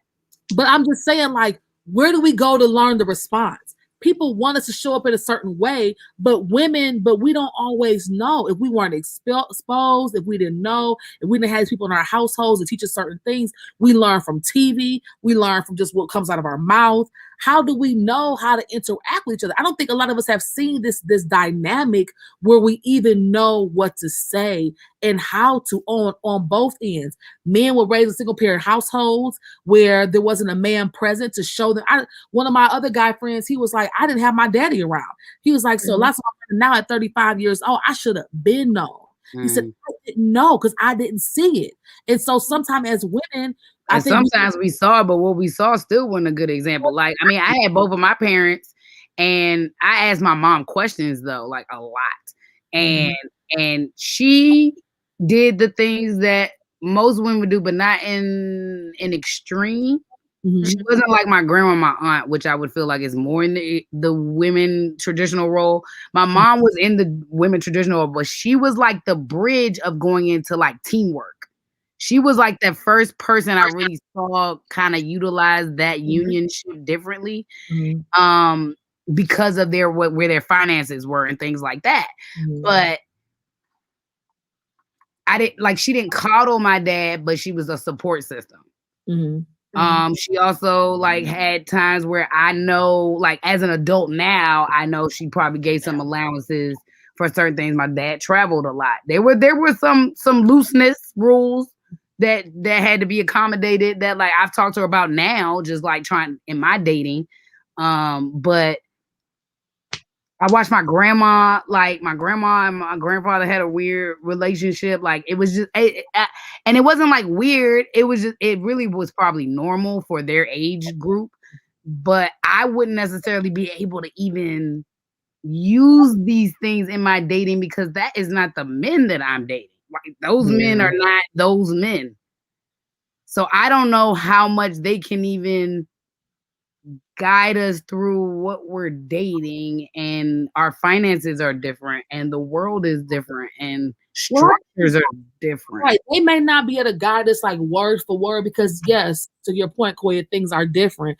But I think there might be some fundamental practices that we may be able to glean and then maybe able to maybe chop and screw to even to the point of just listen. Just listen. What did you learn from your parents, Alicia? One of the things I learned, which a lot of stuff I learned don't apply. Like I feel like Koya don't apply to my husband because I was raised very traditional. Where my husband, he was raised by his grandmother and really didn't have like the view like of a marriage. So it was two like you talked about marriage counseling and your experience, two completely different experiences coming together. But a lot of the things that I apply to my marriage, one is just I never wanted to be, and my mother, I noticed for her, I never wanted to be like a naggy wife. I never wanted to be that. I just saw it was just like it did not work. Even in my relationships that I could be naggy, like just like telling somebody what you like, telling your husband what he already know he's supposed to be doing, but he's not doing. Right. So it's like if he's not doing it, it's a reason why he's not doing it. And so to keep nagging him about doing it and picking at him about doing it, it's not, let's do something different, Right. So I just never wanted to do that. And also finding things I observed was finding the place and time and praying about finding the space and time when you could submit to your husband, like, okay, this is something that's an issue for me and we got to talk about it, versus, hitting him at the jugular in the bed, like, you disorganized, so finding the space and time to say things, that's definitely something I learned from the women. The nagging thing is interesting because I think I used to pay attention to that with my mom, but she was with a highly hyperactive Leo man and nothing would have gotten done. Like we still have to talk to my dad like that. We still got to talk to my brother like that. Like, so I don't know. It's like the older I got, the nagging part became less of that. Like I was like, oh, that wasn't nagging. Nothing would have gotten done. My mother would have been exhausted. I mean, she was exhausted anyway, but she was still doing the things and trying to get him to do the, you know what I'm saying? But like after a while, and like, I catch myself doing the same thing with the band. Like, don't nag, but like nothing is done. Right. And how do we move forward? And this is why men have to take some self-accountability and self-management. Right. So I wonder in that, Alicia, thank you for sharing that. I wonder, so I guess what I'm trying to get at is like, maybe it's a social cue. Like, where did you learn to like, now's not a good time. Now's not a good time for me to pick that up again. I think that makes age. That's just social cue. With just knowing, getting to know your partner a little better too. Yeah. You can kind of feel the vibe. Like, I want to say this to him, but like you be knowing your man's energy. Yeah, I'm gonna say it right now because he's not gonna receive it the way I want to. So let me just wait. So that's back to that. So here it is. It's back to learning people, being quiet, listening, observing, to get to know people, because then you would know that. Yeah. Oh, my guy be telling me to say what I want to say. Like, don't hold it back. And this guy right here is like, he's super sensitive. So I got to wait a few minutes. I have to wait a few days because if I say it right now, it's not a good time. So I think we just don't take the time to learn each other like we should. Also applying it to yourself. Like sometimes we'll approach men and we wouldn't really even want to be approached that way. You know what I'm saying? So like, here's the crazy part. You know how there's these books and shows and things that people have all these issues with, but what I do is I look into these things on purpose to find the gems, right? I read the Steve Harvey book years ago on purpose. There were things in there I didn't agree with, things in there I highly agreed with. There was something in that book he said that really taught me how to talk in my relationships when I need to bring something up. And it was specifically not to start a conversation with, we need to talk. Yeah. because what it always does is put us on guard. Like now we're prepping ourselves like, oh shit, what did I do? Like, what did I say? Like, when did I piss her off? Like, what is this about to be about? Like, and then it makes you prep and you're prepping. And then you get this anxious human now waiting for you to say, hey, you trying to go to the movies on Friday. Right. And can't even hear you. Just say it. When the time was right, I just put it out there. Yeah. You know, but you do got to read the room. And people overwhelm people. Some people just don't care. They'll know somebody's frustrated and push and push and push and push. Right. Because they want it done for themselves. That at that moment. I think getting back to the show is something Brianna's doing and doesn't, and she doesn't get it, or she's so stuck with it. I'm not sure. Can't tell. Haley's doing the same thing. I think Clara is not, to maybe her own detriment. I think she probably like went too far off the cliff. Yeah. But here we go. You're trying to figure out how to balance this. It's like, I want this. I want to say this. He doesn't like this. I'm trying to adjust. She's like trying to sabotaging herself. I mean, but she's getting nothing in return, y'all. This man is evil. He's so quiet and evil. Yeah, because I really started watching him and he just feels vengeful to me at this point. Like, I think he's gross. I actually think he's the grossest man on the show.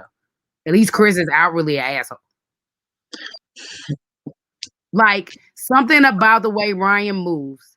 He knows this junk is miserable, y'all. He knows he does not care. It's sick, man. It is. It actually, his personality irks me way more than everybody else. Well, what is his personality though? Who is he? He's false, and that's why I don't like it. I think he's still trying to figure out if he really likes her. Yes. And he didn't know how important religion was to him. And he can't use, or he does not use his words to say that to her.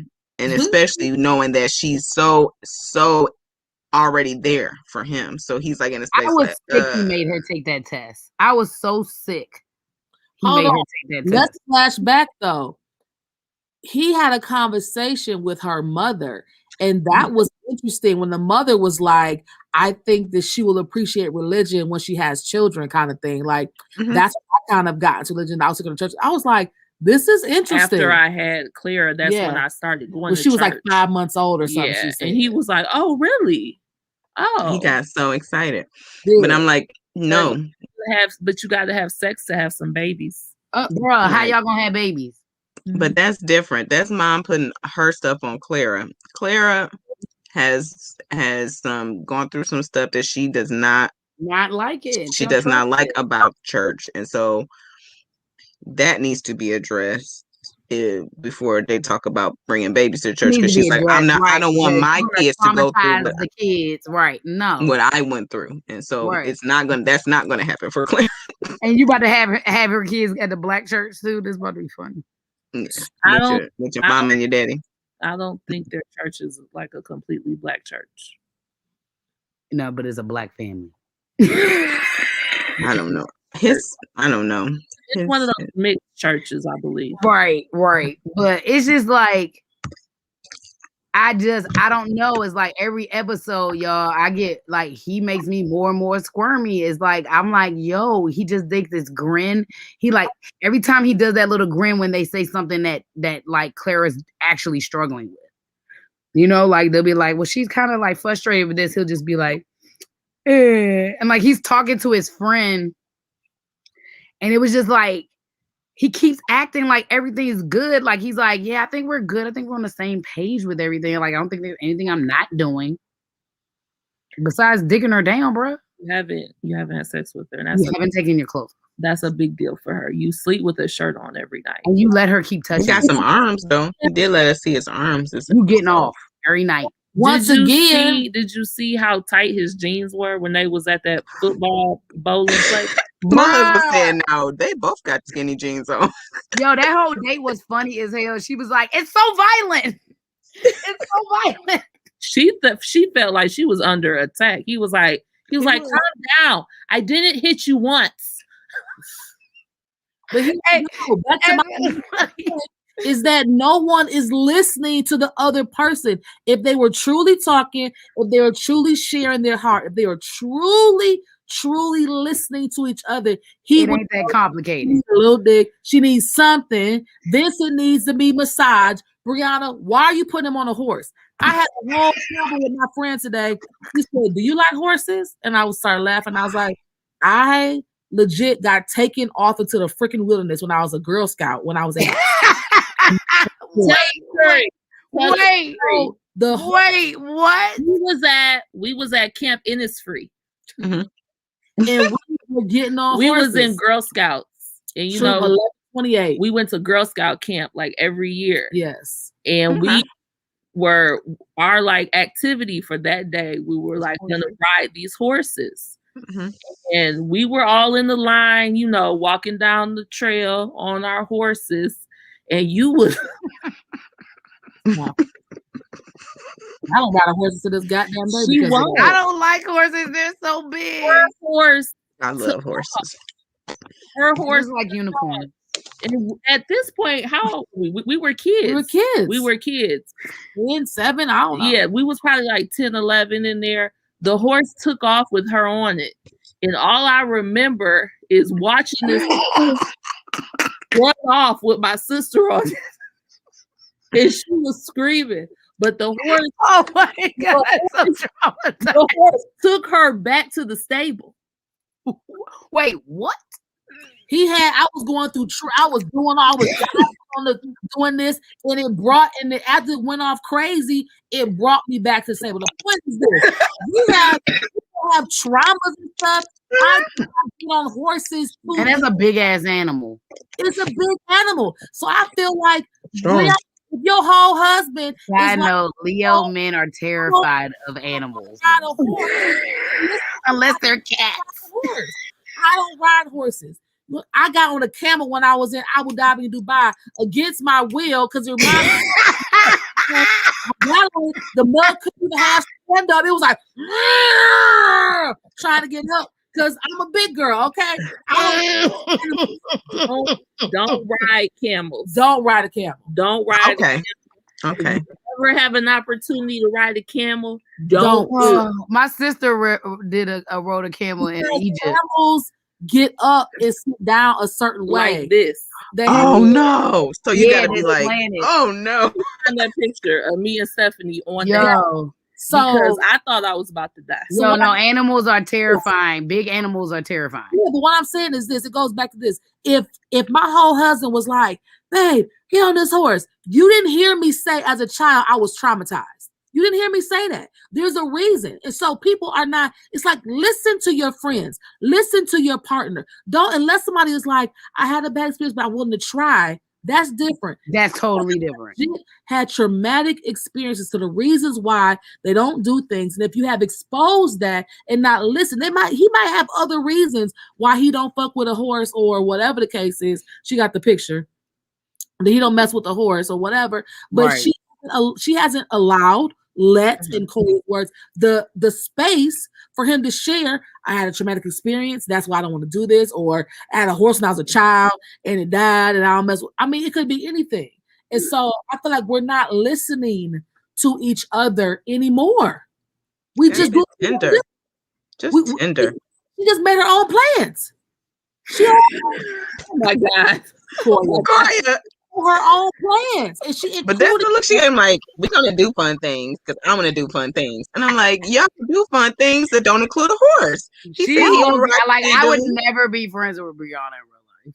He said he would ride the sand dunes. He said we can do that. We get on. He is the man. You have to give him 3 choices, and you have to say which one of these do you like. Oh, wait, you gotta like keep moving it until you get the white off of it. There you go. Okay, there you go. The top is no, that second picture though. No, the bottom is pure terror. No, I like camels though. And you see that man standing in front of us like this. Oh, I want a llama. Like that was gonna stop me from falling off that horse. No, it was a camel. I mean a camel. But anyway, yeah. Oh God, who's calling somebody? Uh-oh. Who is Lil Wolf? Who's Lil Wolf? Who's calling somebody? Her My watch. watch just said call a little wolf. Little wolf. I don't know who that is, girl. This is before he cut her braid. I gotta watch that back. It was last week's episode or this week's episode? This week. This week. Okay. You got I her was kind of falling asleep. Yo, that joint was hilarious. I could not believe he just cut her hair. I said, "Oh, Slim, you was tripping." And if your husband is not adventurous, maybe find out what he wants to do. Like find out the adventures that he wants to take. I agree. They should have started with unmatchables and prep these people to be marriage material and then graduate from that show to marry at first sight. Come on, Brooke. Listen, that's what we kind of been saying this whole time is with the counseling and really preparing these people, bringing back the old couples that stayed married to also give these people insight into the process. This be a whole situation. Journey. Brianna said she had one session of counseling. I went to counseling before I came here. I had a session. A session is not counseling. That's That's not counseling. That's a consultation. That's intake. Right. That's not a session. Snapshot. That's a session. You did not go through enough. And I feel like that's what I'm saying. It's like, I want to see a show that sets people up for advancement, that sets them up for progress, that sets them up for beautification. They're not going to be something where they set them up for failure. Like, I don't want to, I could not. Thanks for watching. Y'all are more entertaining. Yes, Angel. Yes. We are, listen, Angel, you didn't hear the first part, but I didn't even watch last night because I don't care. My sister gave me the overview in the morning. Like, you want to know what happened? I was like, sure, because I got my mom is right too. Like, Vincent definitely would have made Brianna more comfortable. He's really like, he really doesn't try to like push her into like, he definitely would make sure she's good or enjoy nurturing. Yeah. Because even like he was giving her a little compliment, saying, playing with her about the Spanish, and she still kind of was like, why couldn't you just say that? And I was like, oh my God, girl. Tell me I did a good job. Did I get it right? He pretty much did. He just didn't say that word. He was like, you are very intelligent. She was like, and I was like, this girl, go to sleep. You was a teacher's pet. I don't like you. Oh, I don't know. She needs to embrace some softness. I don't know if she's experienced some softness because you need to put that curly hair back in her head. Huh? The braids. The braids is making her asshole. Girl, shut up. No. Don't put the curly flow back in your hair. Again, where do we learn this? We live in a world, you said it earlier, where we're supposed to, it's like black women, be strong, take care of the house. Do this, be a badass, be superwoman, be strong. And but like you said, listen, because your man told you to soften up. Yeah. Right. But do we know how to do that? Do we know how to go to know? No, it's this tweet that people were posting, and it irked my entire soul. And it was saying, men expect women to be their soft space, to be vulnerable, for a place for vulnerability, and when we weren't even the people that didn't tell them they couldn't be vulnerable. And I'm like, okay, now we didn't, but I'm like, so listen, but that is I'm like, how can we basically victim blaming at this point, because it's all post-traumatic slave syndrome, bro. It's all post-traumatic slave syndrome. We all need family counseling for post-traumatic slave syndrome. I'm like, please tell me where there's a safe space for a black man, and I will, other than a black woman, and I'll push back, because I don't know what other space is safe for a black man. Let me know. I'll wait. And it ain't always space with us, is it? No, it ain't. It's not. I have to coach my friends all the time. So no, you have to learn that stuff. I just had this conversation with one of my male friends yesterday, because I was like, what's so funny is that when we complain about our jobs and things happen to us, y'all think it's gossip. But if you actually listen to the things that black women have to do at these jobs, that the same jobs y'all are complaining about, like, I've watched white women at my job coddle and progress these black men, but behind the scenes, we were actually the ones pushing these black men into these positions. We were like, so-and-so's doing a great job. So-and-so's doing this, this, and this. Yada, yada, yada. Meanwhile, the black women who were being chastised by these same white women, the black men were not helping us on the other side of it. And then I would come home, you know, talking about what's going on with my job to my dude at the time. And he's just looking at me like, yeah, that seems like petty work stuff. I'm like, no, the person I'm talking about, this woman is not even my manager. She's talking to me like a manager. She's no one's manager. She's a part-time worker. You know, like I'm explaining to him the juxtaposition. Like I literally watched Black women get passed over for promotions. They gave it to Black men who were not as competent. But these white women loved these Black men, eating them up, and we suffering. So it's like there's an imbalance out here, and this is why everybody tired. Like I'm a march for my people, but at some point I need my bros to march with us because I'm tired. Because y'all are getting killed by cops, but we are having to take care of what's happening after that. Yeah. Nobody's talking about what happens to the women that lose the men that are dying. Yeah. Or prep or but all of y'all doing is walking around talking about Black women are creating a bunch of gay Black males because we're raising boys by ourselves. Come home then, nigga. Like I don't know what to Well then, Koya. Koya's going in on today. I just can't. This is why I'm single with no children, because I can't with the shenanigans. Like I'm not. Listen, this is what a Black man would say to you. That's why you're single. Yeah, you're right. And I'll be like, you're right. You're correct. Because I'm not dealing with the shenanigans. Mm-hmm. And nor am I attracted to the other races as much. So I'll just be alone. And have my fun. It's unfortunate. It's really unfortunate. But yes, and I have the same burning question, and even thinking of ways, you know, to create spaces for Black men to be vulnerable, you know, because it just will they use it? That's on them. Have y'all seen that? I believe it's a podcast or a show with like athletes, like football players, like old football players. Have y'all seen that? It's like sounds familiar. I see pieces of it on Instagram. I am an athlete or something like that show. And I caught a snippet on Instagram one day, and I don't even remember his name, but he played football. I think most of them on the show played football. Like a retired? Yeah, retired football players. And they talk about all types of different things, but this one particular, they were talking about how men can't like call up their boy and cry like us women do on the phone. And so one of the guys, his mom had passed away, and the other guys was like, you know, I tried to call you and ask you how you was feeling. I apologize for that because I wasn't really able to have that conversation with you. That's not what our conversations are like. And so one of them initiated with the other one, Brandon Marshall, who was vocal. Okay, yeah. Okay. Yeah. He initiated with the other three dudes a hug. The one whose mom passed away, he started to cry. And he stood up to like initiate. They jumped up so quick. And the one dude was like, man, I needed this. And to see them just embrace like that, I was like, wow, they really do need to hug each other. Yeah. And he was so excited for this hug. Excited.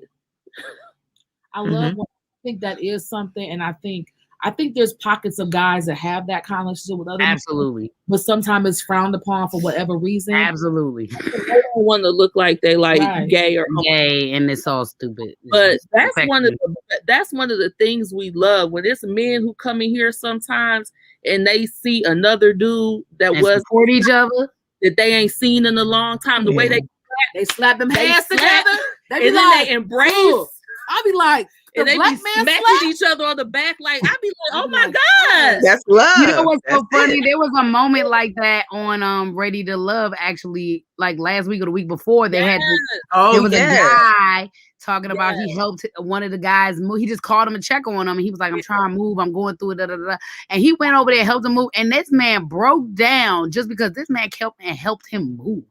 I love that guy, And then the that other older guy guy. broke that just because he allowed him to help him move. Like I was like, a He was compliment. like, he a good dude. I just want to be a good dude for him. I was like, this is beautiful. this is. And one of the other dudes was like, yeah, I called him the other day. It was just a dope conversation. I just wanted to tell him he a good dude, man. And he started crying. I was like, Y'all, when I Beautiful. pull like one of these men aside in the band, when they do something like, and I would say something like, "Oh, I'm proud of you. I've been seeing you working on some things." Da, da, da. They just look at you with this face, like, what? And I'll be like, "Oh my god, yo." I wanted to start this practice, but I had to stop because I'm married. And I don't want to start no trouble. But I was walking around the neighborhood, and if I would see a black man, I would just say, "Hi, beautiful black man," and their face just lit, like completely And I'll be changed. taking that because I am not married. listen, So do what you will with that. But we went I to will do that in the Washington D.C. area. but their face just changed. Like, oh, I'm seen, and somebody affirmed me. the last just 'cause- time we went to Brooklyn, we was clapping for these niggas, okay? We clapped and That is- saluted. We That's was dope. stop. Stephanie, me, Y'all are hilarious. we would stop because they was fine. That summer, it was so many of them. We would stop and we'd be like, "Excuse me," and they'd be like, "What?" We'd be like,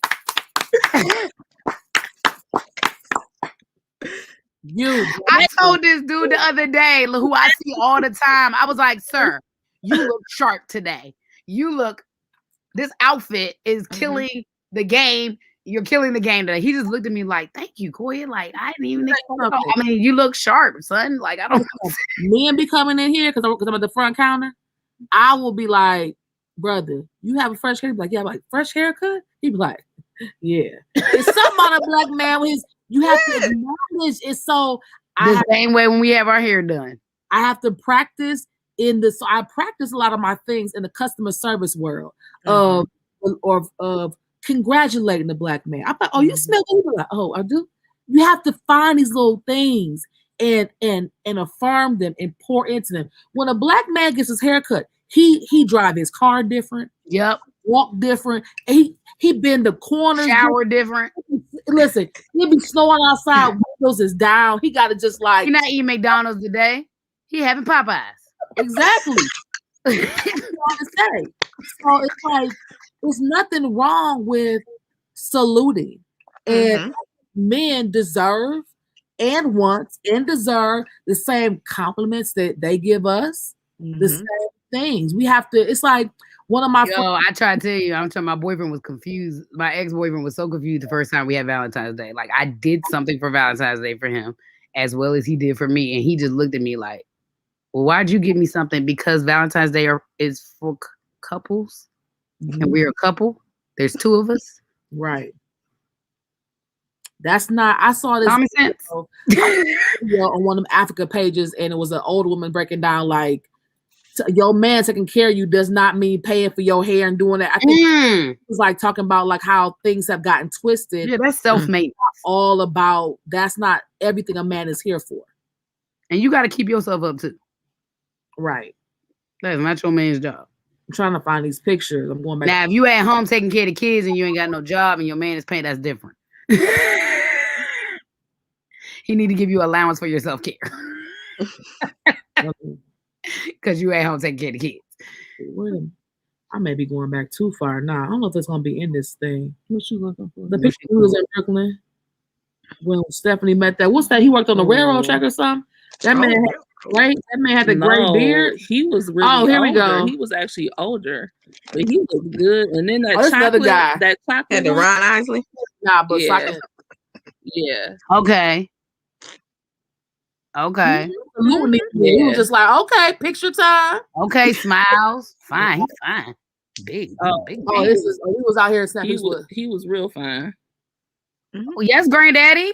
Yes, he wasn't even that old. He was fine. He just had gray hair. He just had gray hair. I'm gonna call him granddaddy. All right, Pop.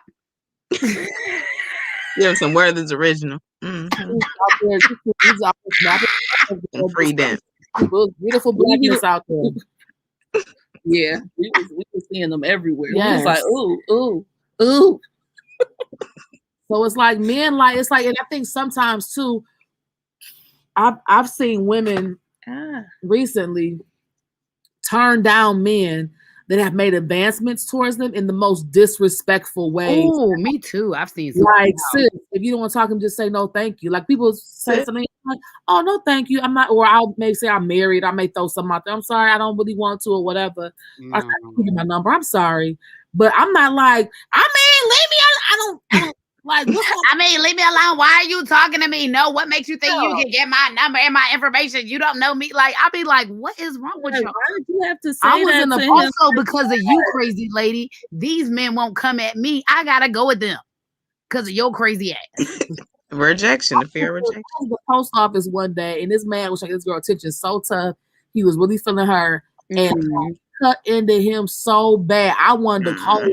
I wanted to go to him and embrace this man. I was like, damn, sis, like he just asked me. I mean, I was like, ooh. Oh, This is why men have kind of like stopped approaching and want to be pursued now all of a sudden and need permission to talk to us. they are scared. My god brother said, Matthew said they are scared. They do not know since the Me Too movement. The ones who have never violated women are like, how do y'all want us to approach you now? We don't know what to say. Like he was seriously talking to me about this yesterday. Like I was like, yo, that's a good ass question. Like none of it bothers me because I know how to handle myself, but that was a fair question. He was really serious. Like he really is like, do we come at y'all? Do we not? Do we say anything? Do we compliment you? Do we not? Do we offer you a drink? Do we not? Like which part is offensive? Yeah. And I'm like, we do gotta loosen up and make things a little easier for the interactions to happen. We can't keep saying like we want men to do this and go at us and pursue us, but we're not giving a space for the pursuing either. But then you got men all like, I don't want an aggressive woman going. Well, I mean, look, something got to give. Right. Grace. Or at the very least, if you're not attracted to him or you're just uninterested, turn him down in a nice way. Yeah, just be nice. No, thank you. Just give him the Pastor Cow face. Y'all look at Pastor Cow's face. Look at his face, son. Dr. Pepper looked like she's about to wring somebody's neck. Like I'm hoping this is them talking to Chris and Paige.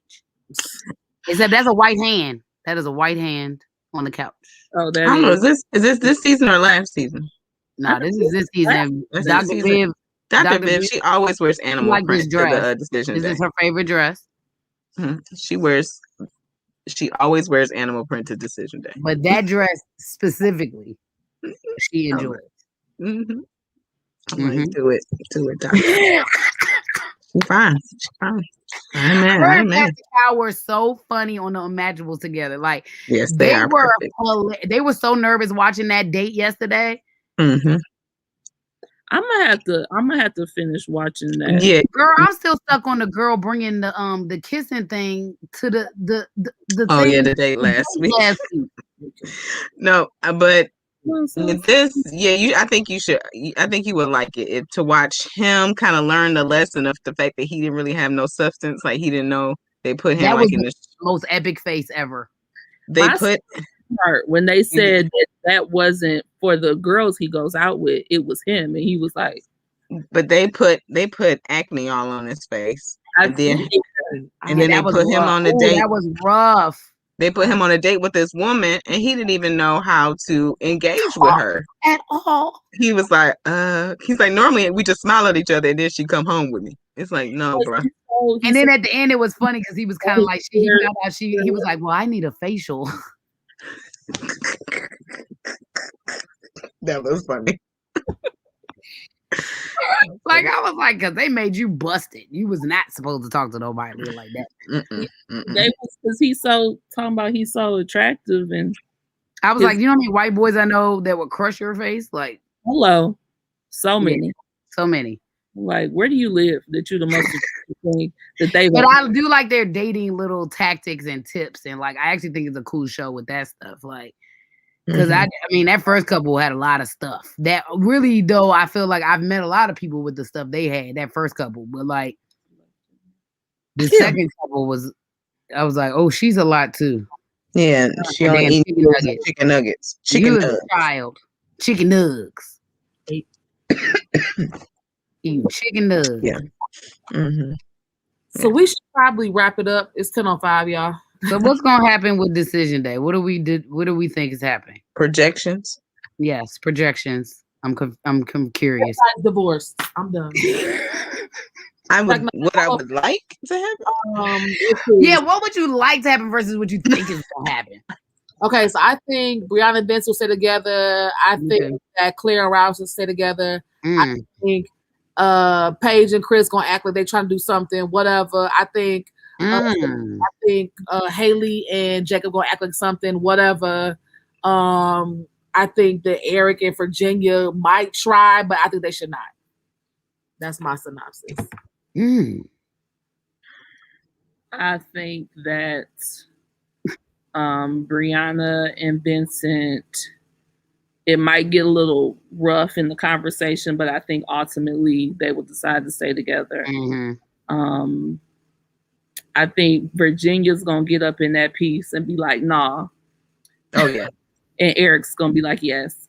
I think Haley and Jacob might throw us for a surprise in there. They might both say yes. I don't know. Tiffany Jones said they all can kick rocks. Right. Yeah, Haley and Jacob threw me off with these looks and energy. So I don't know what they about to be. It's like last night was. What was that? Night? What was last night? Maybe what does that mean? Maybe he whipped it out on her. Yeah, maybe he. Jen, don't play with my heart like that. Maybe he put on his fanny pack. Okay, so let's. But I think Paige and Chris. Chris is gonna be on the utmost bullshit. Yes, and he doesn't know any other. He doesn't know any other vibe. Ryan and Clara. I think they're gonna stay together. I think Ryan and Clara are going to stay together, but I will be interested to see what happens at the reunion show after that to see if they're still together. Right. That's the show I want to watch is the reunion. Oh, that's the better question.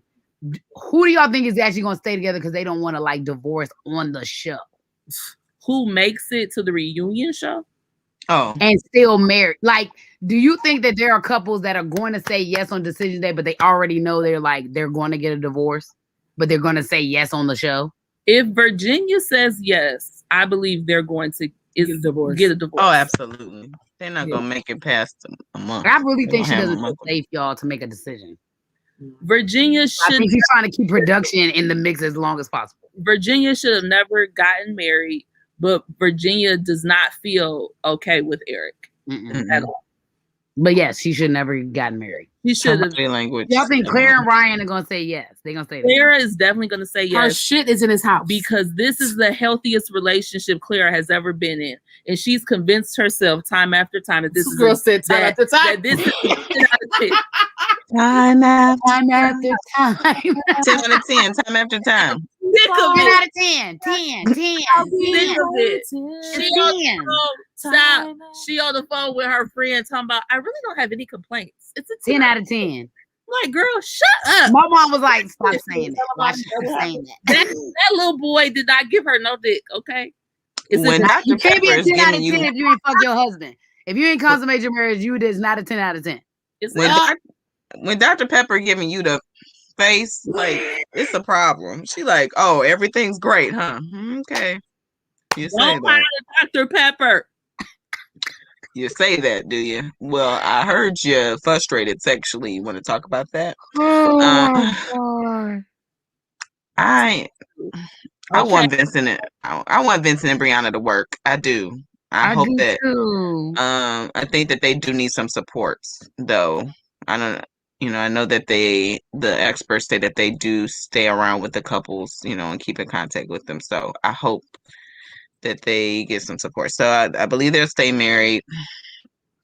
I don't want anybody else to stay. All right. I don't, but I do think that Claire and Ryan will, though. Look at these guys. Koya, stop with these pictures. Traumatizing. Y'all, the internet speaks volumes about their relationships in these pictures, y'all. Give us your predictions so we can. Here we go. Here are the predictions. I just, for my heart, I want Vinny and Brianna to work it out. It's the most normal relationship, but and that's a relationship that I would want to work in real life. Mm-hmm. Like, Those are things I want both of them to work on for them to be better humans. And I think they will enjoy each other. I love them. I think they're balanced. They just got some immature things they got to work out. I want serial killer to go away so Virginia can break free from him, and Virginia will help you. Let us know if you need help. Do you need help? Just let us know. You need help? Virginia's Blink going twice. Y'all, Virginia's using production to stay in the relationship. That's my. So she's gonna say yes, so she won't get hurt, so she can safely get to her family right after the show. Okay. Then my other prediction is that our favorite couple, Chris and Paige, is gonna play with us. Like they're gonna play with us, and I think they will get a divorce for real. But it's not gonna happen. It's not gonna happen until after the show. They're gonna be like, they're gonna fuck around, stay together. They're gonna be tap dancing. Yeah, I think they're gonna play with us. They're gonna have a fake little breakdown. And I think that she's gonna be like, I think God put us together for a reason. She did say that. And she said it. She said it in that preview. And I think they're actually gonna just like hold hands and walk out smiling. And then I think Jake and Haley are gonna play with us and be like, we've been smashing this whole time. I'm pregnant. I'm pregnant. That's what she got her own little egg. Steak and eggs gonna have that little egg.